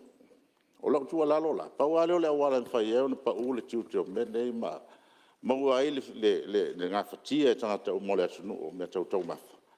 O se tūlanga fo nei ave ai se tātou talo sanga I atunu o ia sa playa mai ia mea tau mawha. Pe whao nā vese a mero loro pi o le moa, o le mamoe, o le povi. O nā o mai leo o loa nei, I o pa u ia tiute. E o voi le tūlanga lea la ua whionga I le sui Palemene. O wā lea e tau te mautino pa sene nei ala na si. Ina ia whaiti tia I la uina mai tono la tunu. Ia e pei fo o me tau mawha fo I nei e wa sua malia tele. A sisira le suka lea sa au mai lava e tato malo le tele o tunu vai. A me sea suka le mai fiti. E tasi ale spuni so malie le ti. A ele si suka lea wa lua tolu spuni. Ele so malie. O lau whawhisiri la laua fiong. A whaila lewa mai nei pasene ia wa tau ngofie. Ia tau mawhalea. E si lai fo la lo fio. Pe fa fela na fa Palemene tiu teo suka ia mai isi atunu. Ia masuka ia mai isi atunu ona ese ia taste o suka ne. E pe o sa una tu ala lo fio. Au tonu e fingofia tu langa lea. Ona le e sa no so ala fio ngal minsta o fa to anga tu langa ho le mo fa to anga pi. O le vana tali fa to anga lea. Ona e me o hani. Le van sau no le fionga al minsta. Le la fa ma losi ia le. Na una ia le no mo fato anga hani fode. O te lo ana o tup. O nga le to e tanga tali suka le mai tono le no. Ia la tot pe lo fionga le minsta. Ina ia fa va vir faingo le atinai. Na ia tau mo fionga mo le no. Lo fa lo lava lo fionga. Ia, ma dia sui la le tau le. Fa sau ina la ngale. Ia, ta no la fionga mista. Tai lau fionga fong fitalai. Mo fa sau ina la ngale sau no le sui le faia. Pesta ma lau fisiti. Wa leva na fata vili tulanga o le tau fainga o tatou hani. Por kalame sap from le adu temin nei. O le ua wha ngā so lefa whongwhonga mai le au whaiwhato a ngā handi uma le tunu. Sau e watu ni au pusa e mata sau whato anga. Iwe, lau whaat mai sa o le tūlanga I le whaonga ina o le whaasumali ina o le whaonga ina o le handi mea ia. Le paua leo le manatu, ina I whaasao, o lau whaasolo por kalame. Tango le sau no mai ele I amata ina wa mata lau whionga li whai pule. O la fo ele tonga hani tele ai sale au lai lo tu malo. Solo matua ia sava ia to ai amana mia so soni lo mo so soni mo lo tu malo Alo, paftai, tono leo manino ia. Ia me tau hani le ngalanga. Ngalanga mai le sui mamalu mai fasal ang mo lima. Ia. Tasi sui mamalu. Ia, ola manole sui mamalu mai le pata tu pailunga. No fionga sui mamalu. Ia, ua paftai atu I lau fionga le. Fonotaga mo le vanoa. Ia te iloa le nei fui tūlanga ia. O fo le vanoa e whawhiloa ia loa ia tuai le pa ia o le mauta nei. Ia le fio le fionga le Fonotaga. Ia me se fo I le tamai ta I Palemene ma le sui Palemene. Ia ma le pasenga o le kabinet. Minsta lango ia me se fo I le sui taitai nei vaenga ma le malu whaipule. Ia whapea fo ia le whailau tusi, ma le whailau tusi o le whono, ma lau whainga luenga. Ia le mamalu o le whaululunga o mtanga luenga. tātou whātasi mo le mauina le tātou Fonotaga le nei i tūlā. E mawesi ese o Samoa ua poto mwhaafonga mai. Ia, le avanoa le whaafilo e tuai, a te tonu ia o pai o Samoa o le a taotu. Mai tau fo ile toi tele minute o toi o tātou Fonotaga le nei tūlā. Ia e la tau whai atu se whatau waa le nei tū malo a le pata i tūpā i lunga e tu sai ma le tūlā Fonotaga whaofi. Ia o le anganga ia e ese le tau o le anganga tapenga i le tūlā fono. O le whataua leo tūlanga foile leo mai le pisi, le NCD. Ia o leo fitu na iai le pasene o le tiute. Ia mai se foi le excise sex le whaupopo iai nisi o a foi. O tau mawha ia e peo nau mai le lisi lea. Ai e ele tūlanga foile le peo na saunoa foi ia fionga i Mingstar. O le anganga ina ia lango foi. Ia i tātou watina e a meise lava tūlanga tau whatoanga i la fumanu.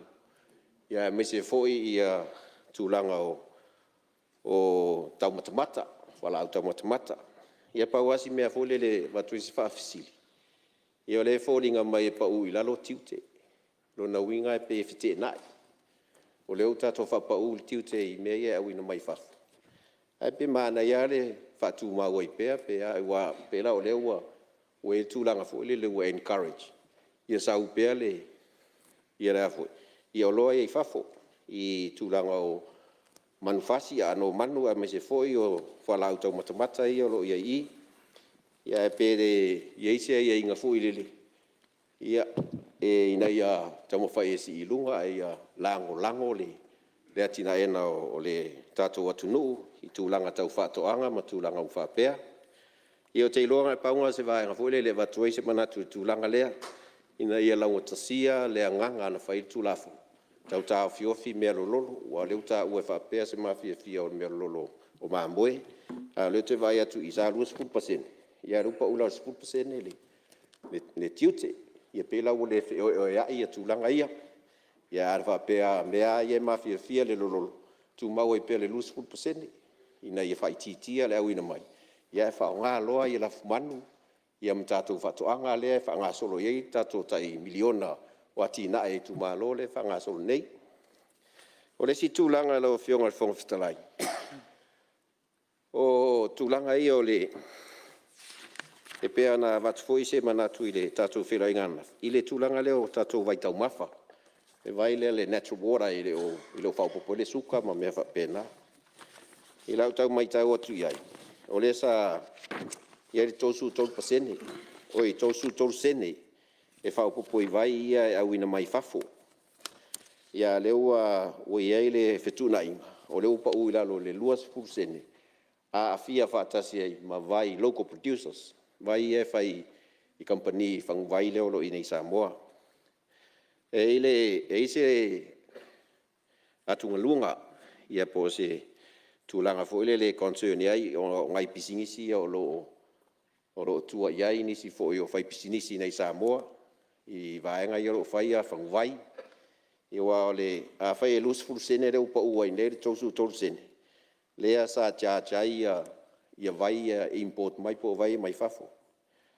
A whaila e lua se fulsene leo le apa u iai. E whaapea fo i male rates le la whaonga i le i tatou vai local producers. Ia, i leo i whea fo ringa mai o ngā e ka alo i lunga le level playing field. O fafo e malo losi ta mau ainga. Whaingofia i lako volume ngā o mai flat ka ko makeki. Ia kau kam whai whaolaola le ia ka ko producers ia i kongo Samoa.